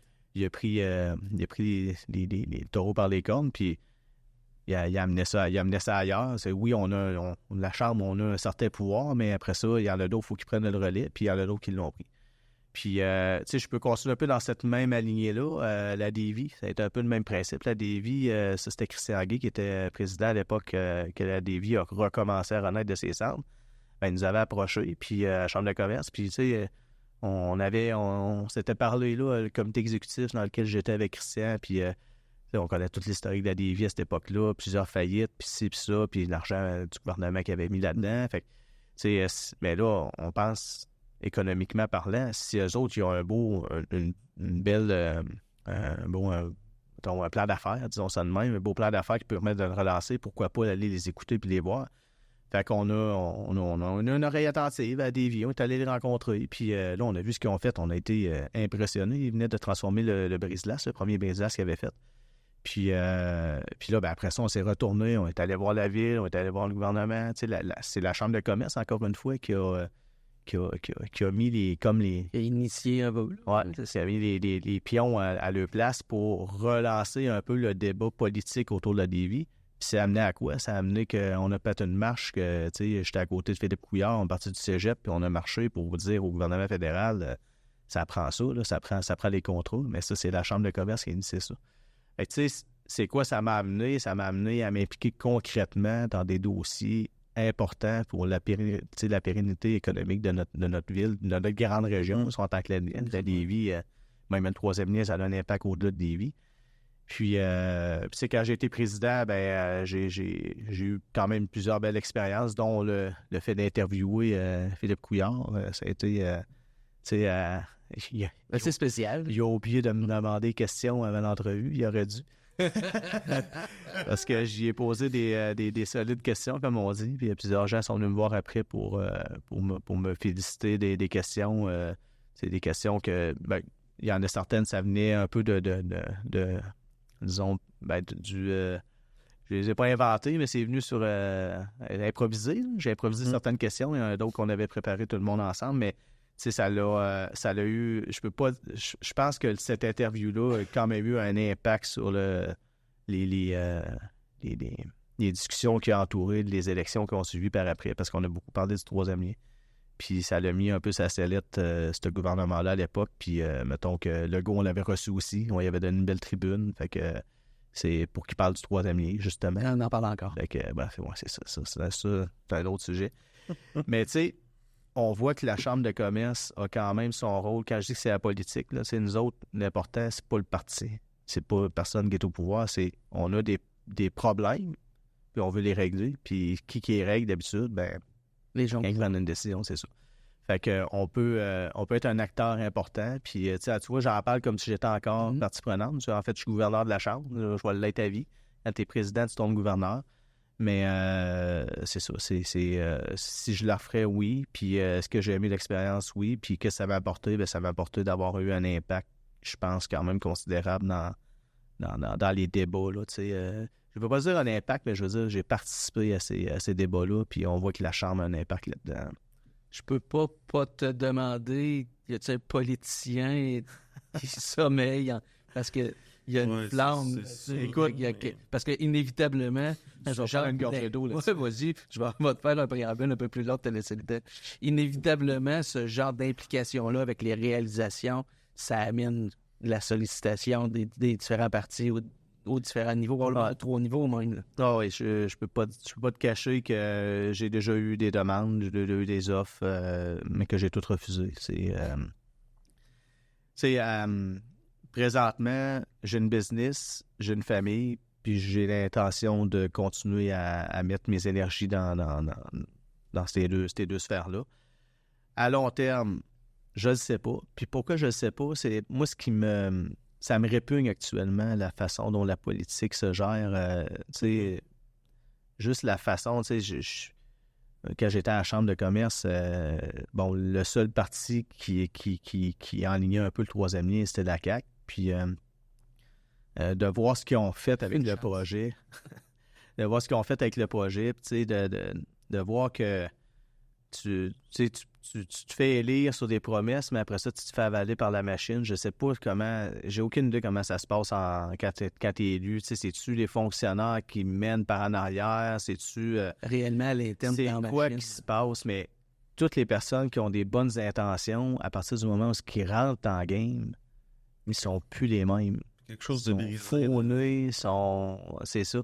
Puis tu sais, moi, une de mes valeurs les plus importantes, c'est la transparence, la franchise. Puis m'en aller là, puis de me présenter, puis après ça, d'être obligé de backtracker sur des affaires que j'ai dit, et puis de me faire dire non, là, ce que tu as dit là, tu peux plus dire ça, là, c'est le même, tu sais, ça va se passer de même. Fait que là, présentement, comment ça se passe, j'irais pas là. Même si j'avais toutes les astres alignés pour y aller, si j'y allais, ben probablement que je rentre. Puis c'est le premier jour que je me fais farmer à la boîte de quoi, ben je vais tomber indépendant, je vais sortir, je serais pas capable de faire ça. Fait que ceci dit, est-ce qu'à moyen terme, à long terme, je mets un X là-dessus? Non. Je pense qu'il ne faut jamais se fermer de porte sur rien. Mais il va falloir que ça change. Sinon, est-ce que s'il y a du monde qui se regroupe pour créer un changement là-dedans, moi, je pense que ça en prend un. Prendre un call-brass général. Ah, exact. Un call-brass complètement général, là, puis, tu sais, puis je me cache pas pour dire que si à un moment donné, c'est un parti orange qui est au pouvoir, ça se peut que je quitte le Québec. Tu sais, moi, je suis à ce point-là, là, tu sais, il y a comme...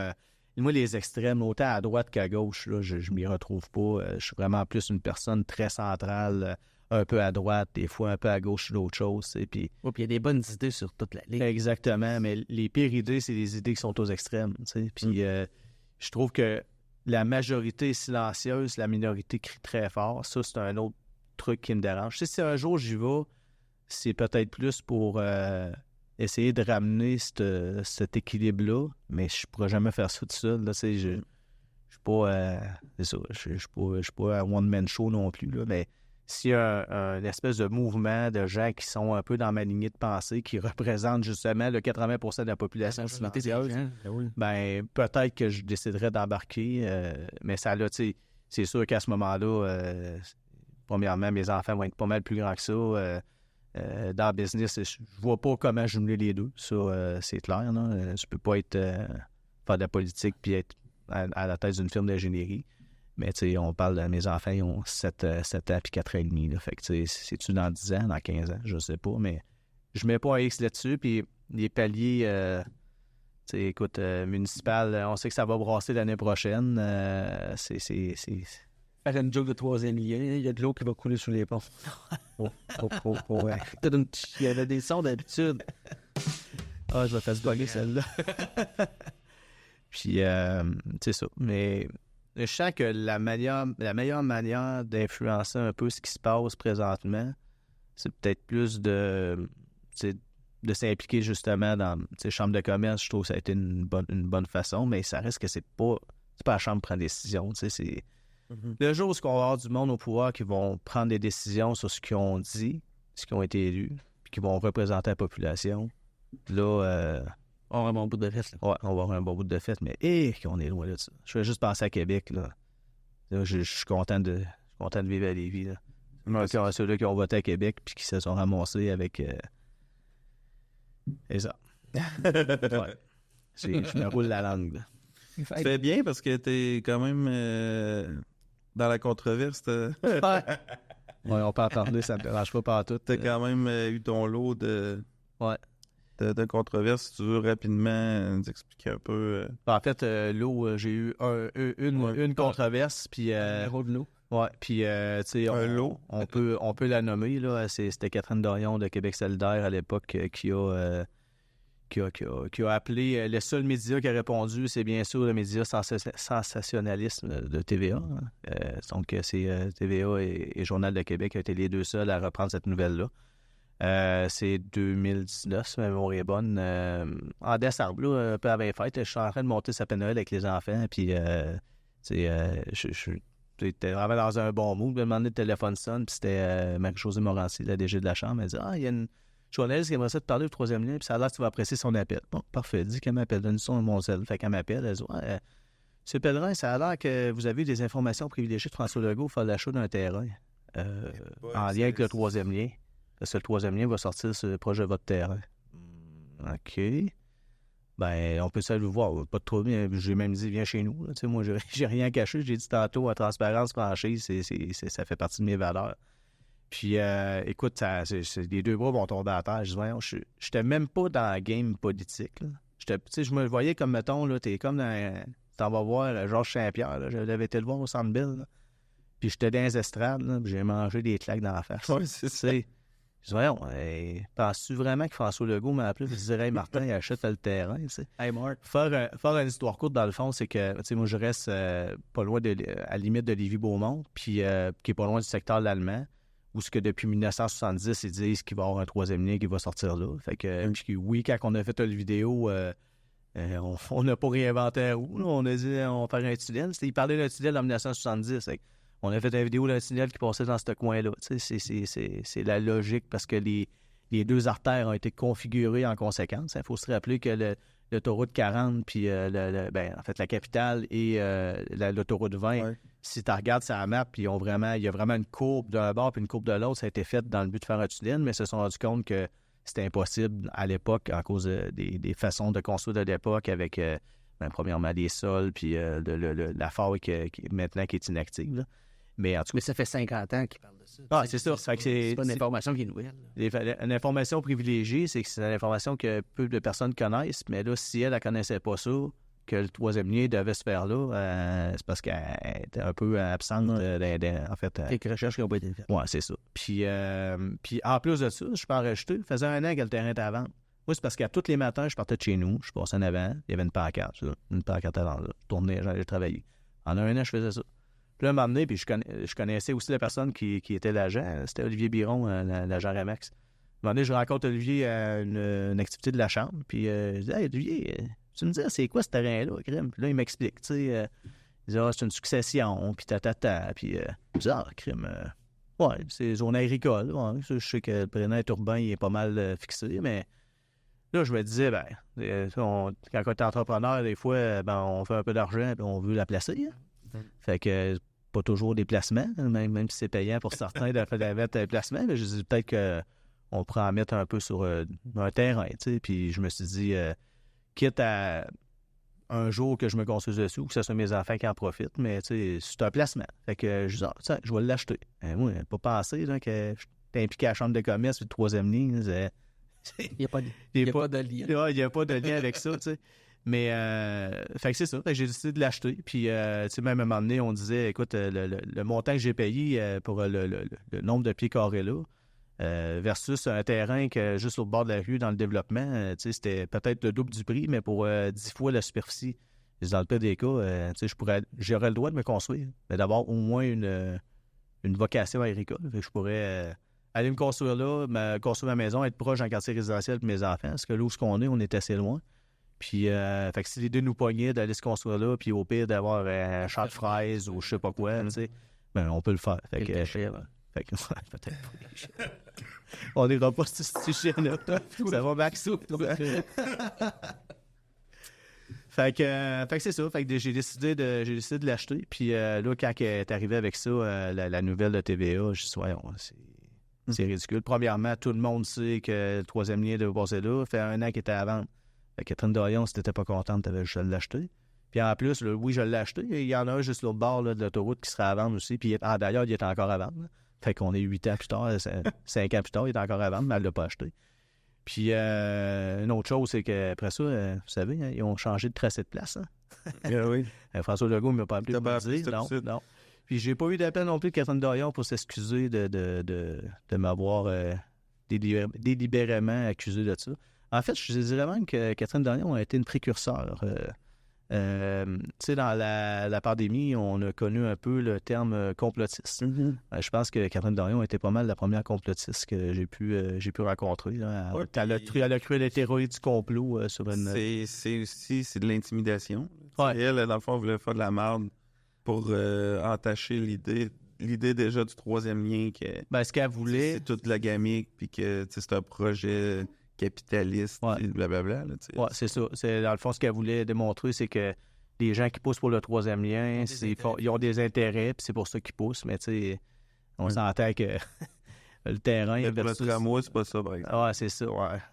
mais tu sais, c'est comme... Parce que je voulais dire de quoi par rapport à ce que tu venais de dire, là, ça m'a sorti de la tête, là. Mais en fait, ouais, ça me revient, là.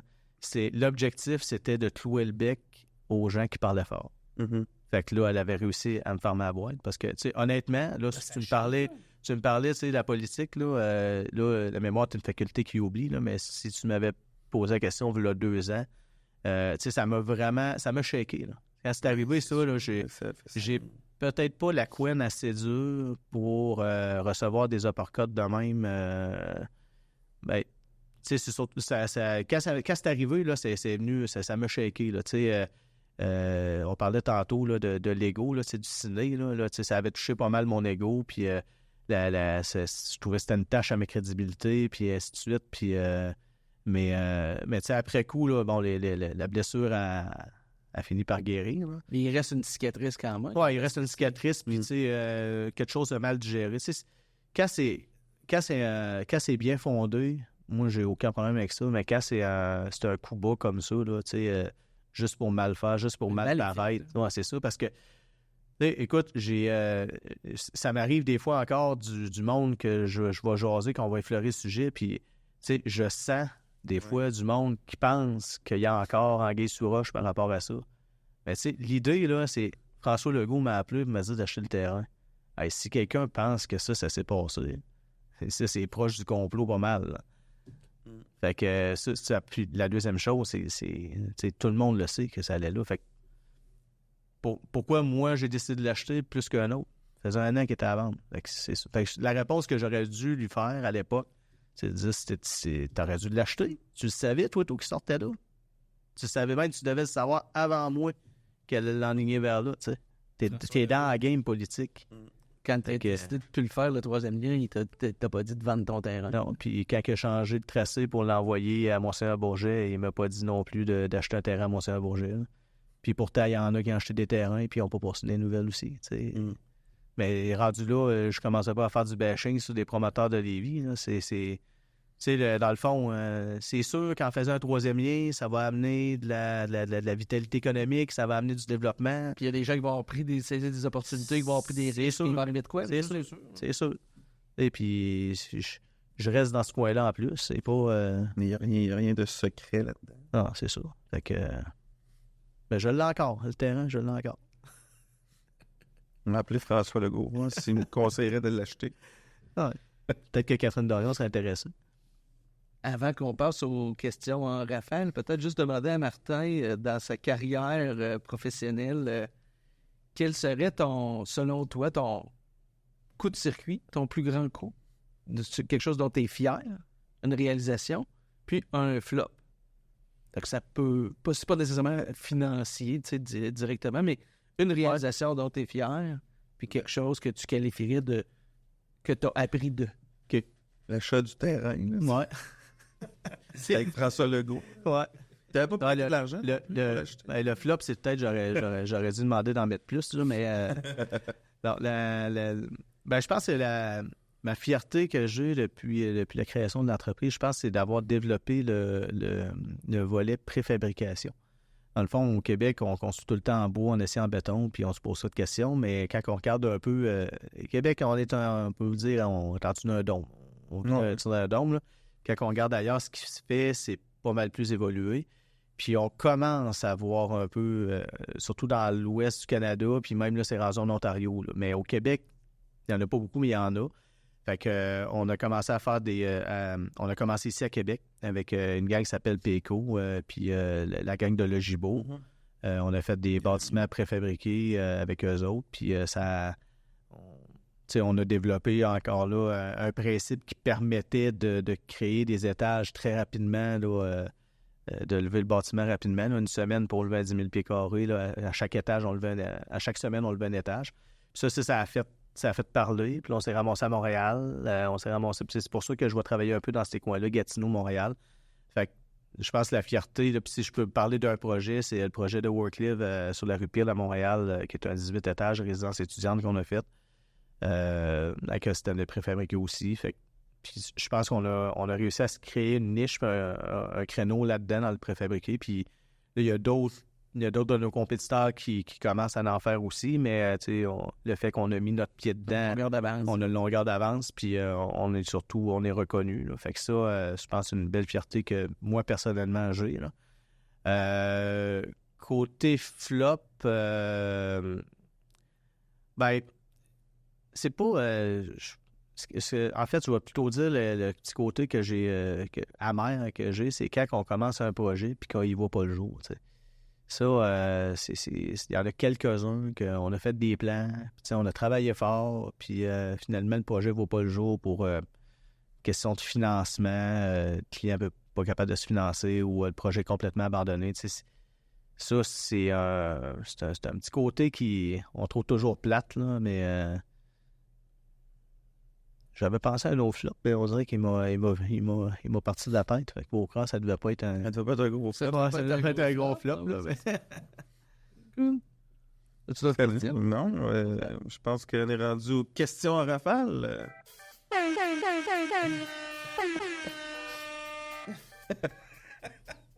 C'est une belle trame sonore. Le budget est incroyable.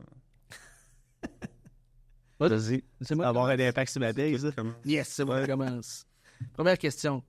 Dans quel secteur que tu préfères travailler au niveau au quotidien?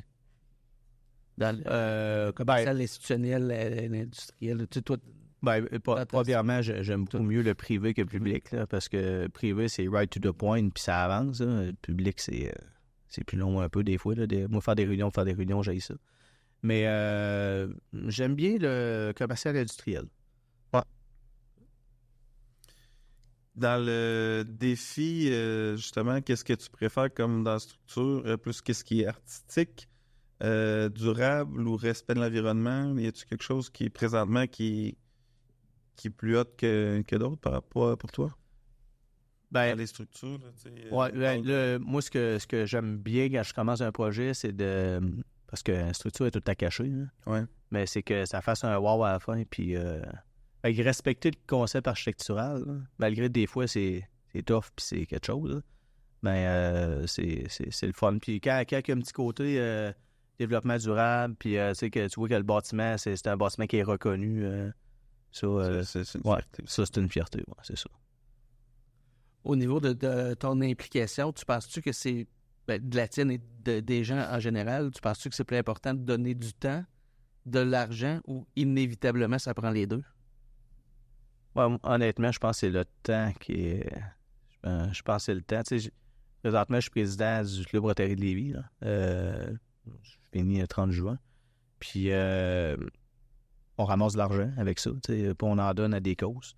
Fait que moi, personnellement, oui, on en donne de l'argent, là, mais il faut donner du temps. Il faut donner du temps pour permettre à ces organismes-là de pouvoir être pérennes. Là. Puis, si vous voyez tous les impacts qu'on a avec le Club Rotary, là, c'est incroyable. Là.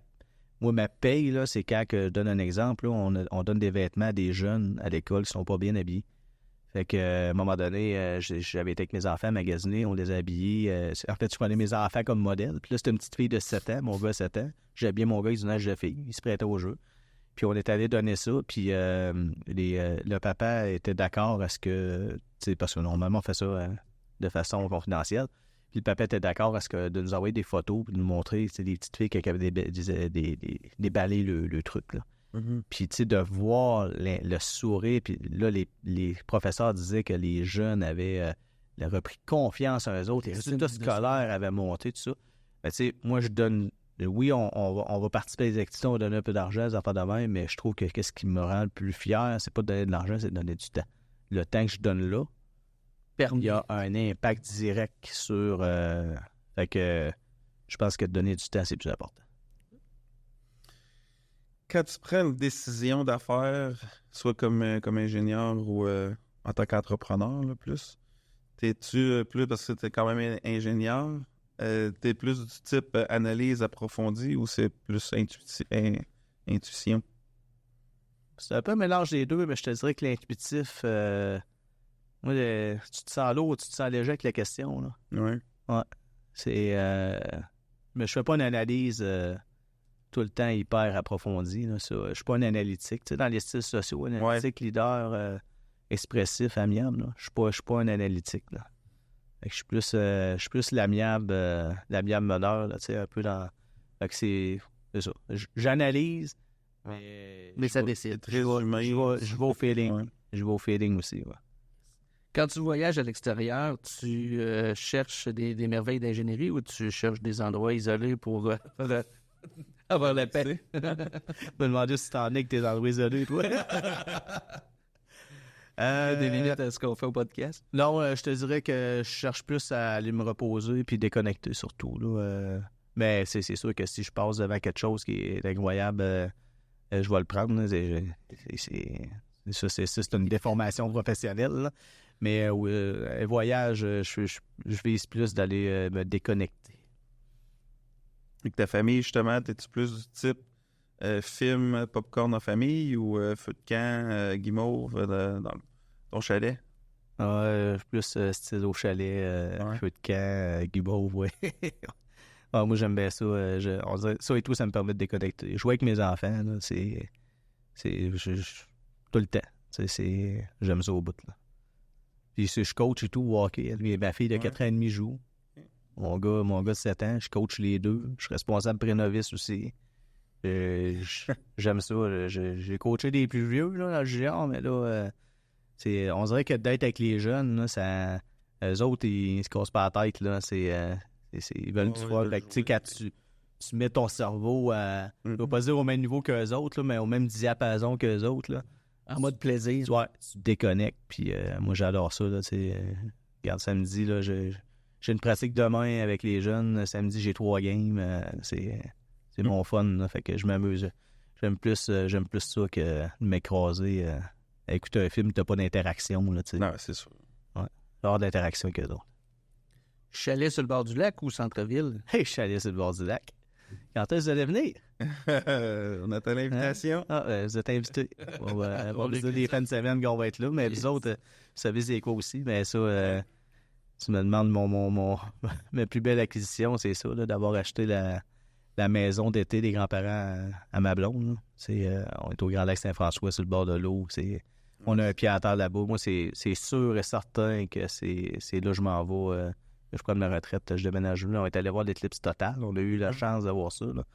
On a eu 3 minutes d'éclipse totale. On est en ligne avec le Mont Mégantic. Fait que j'y allais là avec pas trop d'attente. Puis je peux vous dire une chose, je sais pas vous autres, l'avez-vous vu ici? On l'a vu, c'est la Rive-Sud qui a apprécié.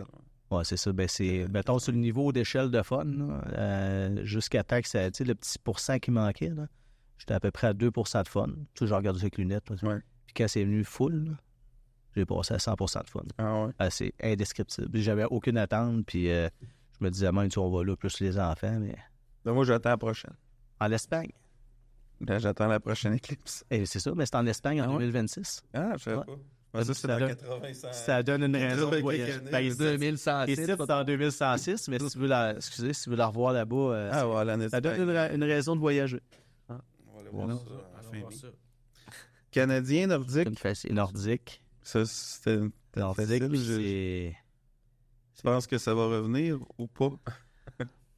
Ouais, je pense. François Legault, t'as-tu appelé là-dessus? Non, c'est non, j'ai mis mon téléphone, c'est pas dérangé. Peut-être bien qu'il m'a appelé de cet instant-là, mais écoute, j'espère qu'il revienne, mais j'ai des forts. Ouais. C'est pas que tout le monde le sait. C'est que Gary Bettman va être là. Mais je demeure quand même convaincu qu'on est en mesure de faire vivre une équipe de Ligue nationale à Québec. Ça, je suis convaincu qu'on est capable de le faire. Mais autre type de club, East Coast, jamais. C'est pas assez. Nous autres, c'est tout ou pas tout dans le coin. Là. Il y en a passé plusieurs, là, tu sais, les citadelles, puis là, tu sais, passé les lignes américaines. Ouais. Ça n'a pas fonctionné. Mais ça jamais qu'à Québec, on va se ramasser avec la même affaire, le même problème qu'en Arizona. Là. Jamais. Là, d'avoir personne là, d'avoir 5000 personnes dans une game des Nordiques, là, c'est jamais. Le monde se retrouve très plus là. Dans le pire des cas, ce qu'ils vont faire, ils vont baisser le prix des billets. C'est même pas avec ça qu'ils font l'argent. Fait que, on était à Montréal mardi, puis tu sais, sont officiellement éliminés des séries, puis c'était plein. C'est ça. Fait que, gagné quand même. par défaut, je me suis reviré vers le Canadien après quelques années. Là. Au début, je prenais l'Avalanche, puis à un moment donné... C'est que nos enfants ont connu juste ça aussi. Là. Ouais. Oh, leur club, c'est le Canadien. Ouais. Ben, moi, j'essaye de montrer à mon club. Quand on joue à NHL sur l'Xbox, je prends l'Avalanche, puis je mets le jeu des Nordiques. C'est bon. Ton joueur de hockey préféré? Écoute, moi, quand j'étais jeune, c'était Forsberg. Okay. Ouais.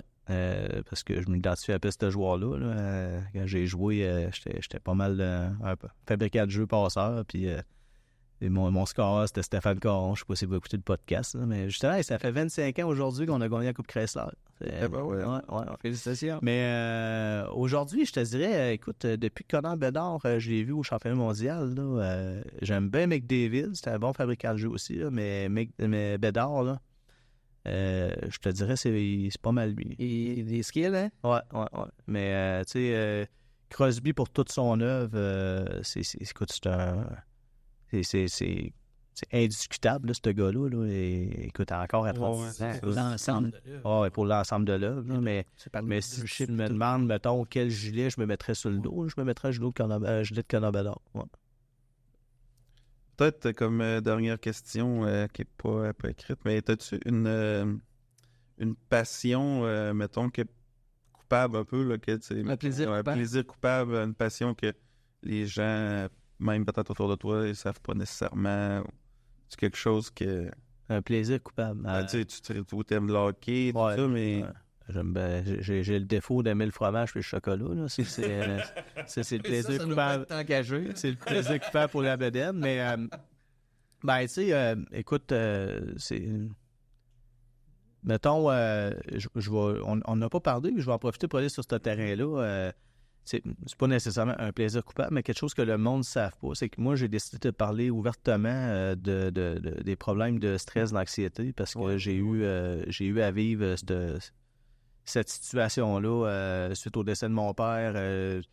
Décédé en 2005-2007, j'ai commencé à faire des crises de panique sans aucune raison. J'étais à mon cours à l'université, puis au MBA, puis là, je me mettais à paniquer, puis pourtant, il ne passait rien. Là, puis j'ai réussi à régler ça par l'entraînement, puis j'ai réussi à reprendre le dessus, puis tout ça. Puis en 2014, je passais à business. 2016, j'ai eu mon gars. Puis en 2016, j'étais en train de jouer au hockey. Puis à un moment donné, ma montre, elle me disait que j'étais à 190. Ça descendait. Puis ça s'est mis à remonter jusqu'à 200. Là, j'étais sûr que je mourrais là. Puis à partir de ce moment-là, j'ai commencé à faire des paniques à l'entraînement. Dès que mon cœur s'activait, je faisais des paniques. Puis là, ce qui m'avait sauvé le premier coup ne pouvait plus me sauver parce que c'était ça qui me faisait peur.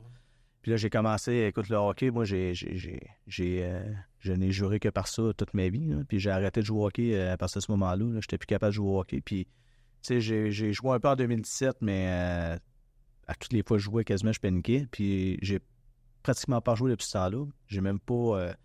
en fait, l'année passée, j'ai essayé de jouer un petit peu du hockey... du hockey libre. Mais j'ai recommencé à m'entraîner en salle en 2021. Ça va faire déjà 3 ans. Après un long processus avec des psychologues, il y a eu un bout que j'ai été médicamenté. J'ai réussi à lâcher mes médicaments, mais en tout cas, j'ai refrappé un mur à un moment donné sans nécessairement dire des crises de panique. Mais tout ça pour dire que J'ai décidé d'en parler ouvertement. Là, j'ai ce qu'on appelle un problème de choc post-traumatique. Comme quelqu'un fait un accident de char, tu as 3 mois pour réagir à prendre ton char si tu veux pas avoir peur de prendre le volant. Puis moi, j'ai attendu 1 an avant de consulter. Il aurait fallu qu'en dedans de 3 mois, je retourne jouer au hockey, que je fasse face à ça, puis que je me réhabitue. Fait que là, depuis 2021, je m'entraîne, mais je vais avoir à me battre avec ça tous les jours de ma vie. Puis j'ai fait une vidéo, c'est au Gym Factor 23, j'ai fait une vidéo pour parler un peu de cette situation-là, puis c'est de dire aux gens, faut en parler. Moi, si c'était ça, mais des problèmes d'anxiété, ça se déverse dans plein de sortes de sphères. Il y en a, c'est le trouble d'anxiété généralisée, il y en a, ça va être certaines phobies, des trucs de même. Puis en tant qu'entrepreneur, on est souvent soumis à des stress assez élevés. Fait que des niveaux de stress qui, à un moment donné, font en sorte que à un moment donné, le breaker, il saute. Puis là, ben, il vient des problèmes d'anxiété qui embarquent. Puis on est très orgueilleux. À la base des hommes, on est orgueilleux. Puis en plus, en tant qu'entrepreneur, je parlais du ciné tantôt avec l'ego, on est encore plus orgueilleux parce qu'on ne veut pas montrer qu'on a une faiblesse. En réalité, c'est pas une question de faiblesse, c'est une question juste d'équilibre du corps puis de l'esprit. Un esprit sain dans un corps sain, qu'on dit. Fait que j'ai décidé d'en parler ouvertement. Puis de la vidéo, c'est ça, j'expliquais dedans que toute mon histoire, puis de dire aux gens, n'hésitez pas à en parler, à aller demander de l'aide. Moi, j'ai demandé de l'aide à un moment donné. Après 1 an, je faisais d'évitement. C'était rendu que juste être à monter des marches, je paniquais. Là. Fait qu'à un moment donné, j'ai dit qu'il y a quelque chose qui ne marche pas. Là. Puis là, j'ai demandé de l'aide. Puis là, ça a été un processus. Puis là, à un moment donné, là, ma psychologue, elle dit là, t'es rendu à l'étape où tu t'actives plus, il faut que tu ailles au gym. Fait que là, j'étais allé au gym, puis là, j'étais allé voir mon ancien coach, il m'entraînait dans le temps, puis je disais, tu m'entraînes, mais pas pour le corps, pour la tête. Il fait, hey, j'ai jamais fait ça de ma vie, moi. Puis la star, il fait un programme, puis là, c'est pour ça que j'ai fait la vidéo, il a instauré un programme qui est jumelé avec un psychologue, fait qu'il entraîne des gens autant pour la tête que pour le corps. Puis depuis que j'ai fait cette vidéo-là, écoute, il y a un gars qui faisait 15 ans que je n'avais pas parlé, il m'a appelé, et il dit, je vis la même affaire que toi, je pensais même pas que ça existait. J'ai dit, tu sais, il y en a plein, là, des problèmes d'anxiété, mais quelqu'un qui a vécu exactement la même affaire que moi, je ne connaissais pas. Puis là, finalement, lui, il est arrivé à la même affaire que toi. Puis plein de monde m'en a parlé du vidéo, puis il y en a qui disaient, ça m'a permis de m'en prendre en main, puis ci, puis ça. Puis, tu sais, la pire chose, je pense que, là, c'est là que je dis que je veux m'ouvrir de quoi que peu de gens sachent, là, c'est que c'est de ne pas en parler, c'est la pire chose que tu peux faire. D'en parler, c'est le premier pas vers la guérison. C'est 50% du pas de fait. Mm-hmm. Puis si je peux conseiller une lecture à des personnes qui vivent du stress, puis c'est normal d'en vivre du stress, puis c'est nécessaire à sauver de l'espèce, comme on dit. S'il n'y avait pas eu de stress, on serait tous morts. Il n'y a pas d'évolution. Fait que c'est de lire le livre Par amour du stress de Sonia Lupien. Moi, je n'étais pas un grand lecteur, mais j'ai appris à lire et à aimer lire des sujets qui m'interpellent. Puis ce livre-là a littéralement changé ma vie. Puis depuis que j'en parle, puis je parle avec du monde, je leur dis de lire ce livre-là, puis ils ont exactement la même réaction que moi après avoir lu ce livre-là. Ça donne des trucs, ça permet de comprendre, qu'est-ce que tu vis. Puis je vais terminer là-dessus. Il y a une nouvelle technologie qui est sortie dernièrement, parce que je pense que c'est dernièrement, mais c'est mon assureur qui me l'a proposé. Puis étant dans les assurances, peut-être que vous autres, vous êtes au courant, mais il y a des tests génétiques à cette heure qui existent pour voir... Anti-aging. Ouais, fait que là, tu mets un peu de salive dans un récipient que tu envoies par la poste, puis après ça, il t'analyse, puis il voit quel genre de médicament peut faire pour ta condition. Puis en même temps, il teste si tu as des gènes quelconques. Puis moi, présentement, je ne prends pas de médication pour ça, mais j'étais curieux de savoir parce que il y a du monde autour de moi qui ont passé le test pour que je leur avais parlé de ça. Puis j'ai vu les résultats. J'ai trouvé ça intéressant de voir qu'il y a des gènes qui sortent. J'ai dit, crème, m'a le passé. Tout d'un coup, j'ai un gène. Puis là, j'ai réalisé... Là, ça va peut-être faire un retour sur tout ce qu'on a jasé. J'ai un gène qui fait en sorte que je produis trop de dopamine et de noradrénaline, qui sont des hormones du bonheur, puis ça fait que j'en ai trop dans le cortex frontal. Puis l'impact sur les gens qui ont ça, ben normalement, tu devrais être heureux puis toujours de bonne humeur, mais c'est qu'on sent pas la fatigue, on a tout le temps du gaz. Puis ça fait que quand tu es jeune, tu brûles la chandelle par deux bouts, tu t'en rends pas compte. Et tantôt, je vous ai dit, je travaillais 40 heures semaine, j'avais 6 cours à l'université, je faisais ci, je faisais ça. Mm-hmm. Ben, tu sais, c'est probablement à cause de ce fait-là. Puis là, le corps t'envoie des signaux pour dire « Hey, slack, t'es fatigué. » Toi, t'es entends pas, t'es vois pas. Puis à un moment donné, là, tu viens Là, c'est une question plus biologique, mais tu viens surutiliser tes surrénales, puis à un moment donné, là, paf, tu pognes un mur. Puis là, ben, la tendance qu'on a, c'est t'en remontes, puis après ça, hey, je suis correct, t'en repars. Ouais, c'est ça. Fait que moi, c'est tout le temps ça que j'ai fait. Puis là, on dirait que je viens de comprendre le comment du pourquoi. Fait que là, à cette heure que je le sais, je vais comme être un petit peu plus attentif. Ouais, c'est ça. Fait que quand je vais avoir du gaz, au lieu de le dépenser tout de suite, je vais... comme là, je finis la présidence du Club Rotary. C'était une belle expérience. Là, je me suis lancé avec le but de faire aussi un complexe sportif à Lévis, là, un complexe avec plusieurs 3 glaces, 4000 sièges. Fait que, tu sais, là, j'ai comme plusieurs dossiers là, que j'ai ouverts. Là, tu sais, à cette heure que j'ai fini la présidence du Rotary, là, tu sais, il y en a d'autres qui me sollicitent déjà pour m'impliquer ailleurs, mais tu sais, là, je vais me concentrer plus sur le complexe sportif qu'on veut mettre au jour à Lévis, là. Parce qu'à Lévis, on est rendu là d'avoir notre complexe sportif. Fait que ben, c'est ça. Tout ça pour dire que ça m'a permis de comprendre comment je me sentais. Puis j'en reviens sur pourquoi j'en parlais de tout ça. Ben, c'est s'il y en a qui ressentent du stress, peu importe, l'entraînement, c'est le meilleur remède. Puis il faut en parler. Ça, c'est inévitable. Ouais. Fait que je conclue là-dessus. Merci. Belle conclusion. Une belle conclusion. Merci de t'avoir livré comme ça. Je suis persuadé que, écoute, moi, le premier, je t'avais écrit C'est vrai. sur C'est vrai. ton vidéo. Puis, je suis persuadé qu'on est un paquet à se voir là-dedans. C'est 70% du monde qui vont vivre un épisode dit proche de la dépression dans leur vie. Fait que, tu sais, on s'entend que c'est beaucoup, 70%, mais c'est ça. Et faut pas avoir honte de ça. Ben non, mais tu sais, c'est comme moi, dans mon cas, là, c'est pas une faiblesse, c'est génétique. J'ai un gène qui m'a créé ce que j'ai vécu. Là, je le sais, mais... Là, tu le sais, moi, c'est ça. Mais tu sais, même si c'est entre mes deux oreilles, c'est quoi ça change versus quelqu'un qui a la grippe, quelqu'un qui est diabétique, c'est ça. Le cerveau fait partie du corps. Faut pas avoir peur de ça. Ça n'empêche pas que tu es capable d'élever des enfants, d'avoir une business, puis de travailler sur des dossiers, puis de faire avancer la vie. Là. Exact. Mais c'est important d'en parler. Merci pour ça. Ben, merci de m'avoir donné l'occasion. Moi, j'ai vraiment aimé l'expérience. Ouais, c'est excellent. On va t'envoyer la facture par Internet. OK, parfait. Puis, on va demander à François Legault qui en paye une partie. T'appelleras ton chum Frank. Ouais, c'est ça. Martin Pellerin, merci beaucoup. Merci. À la prochaine. Merci. Bye. Bye.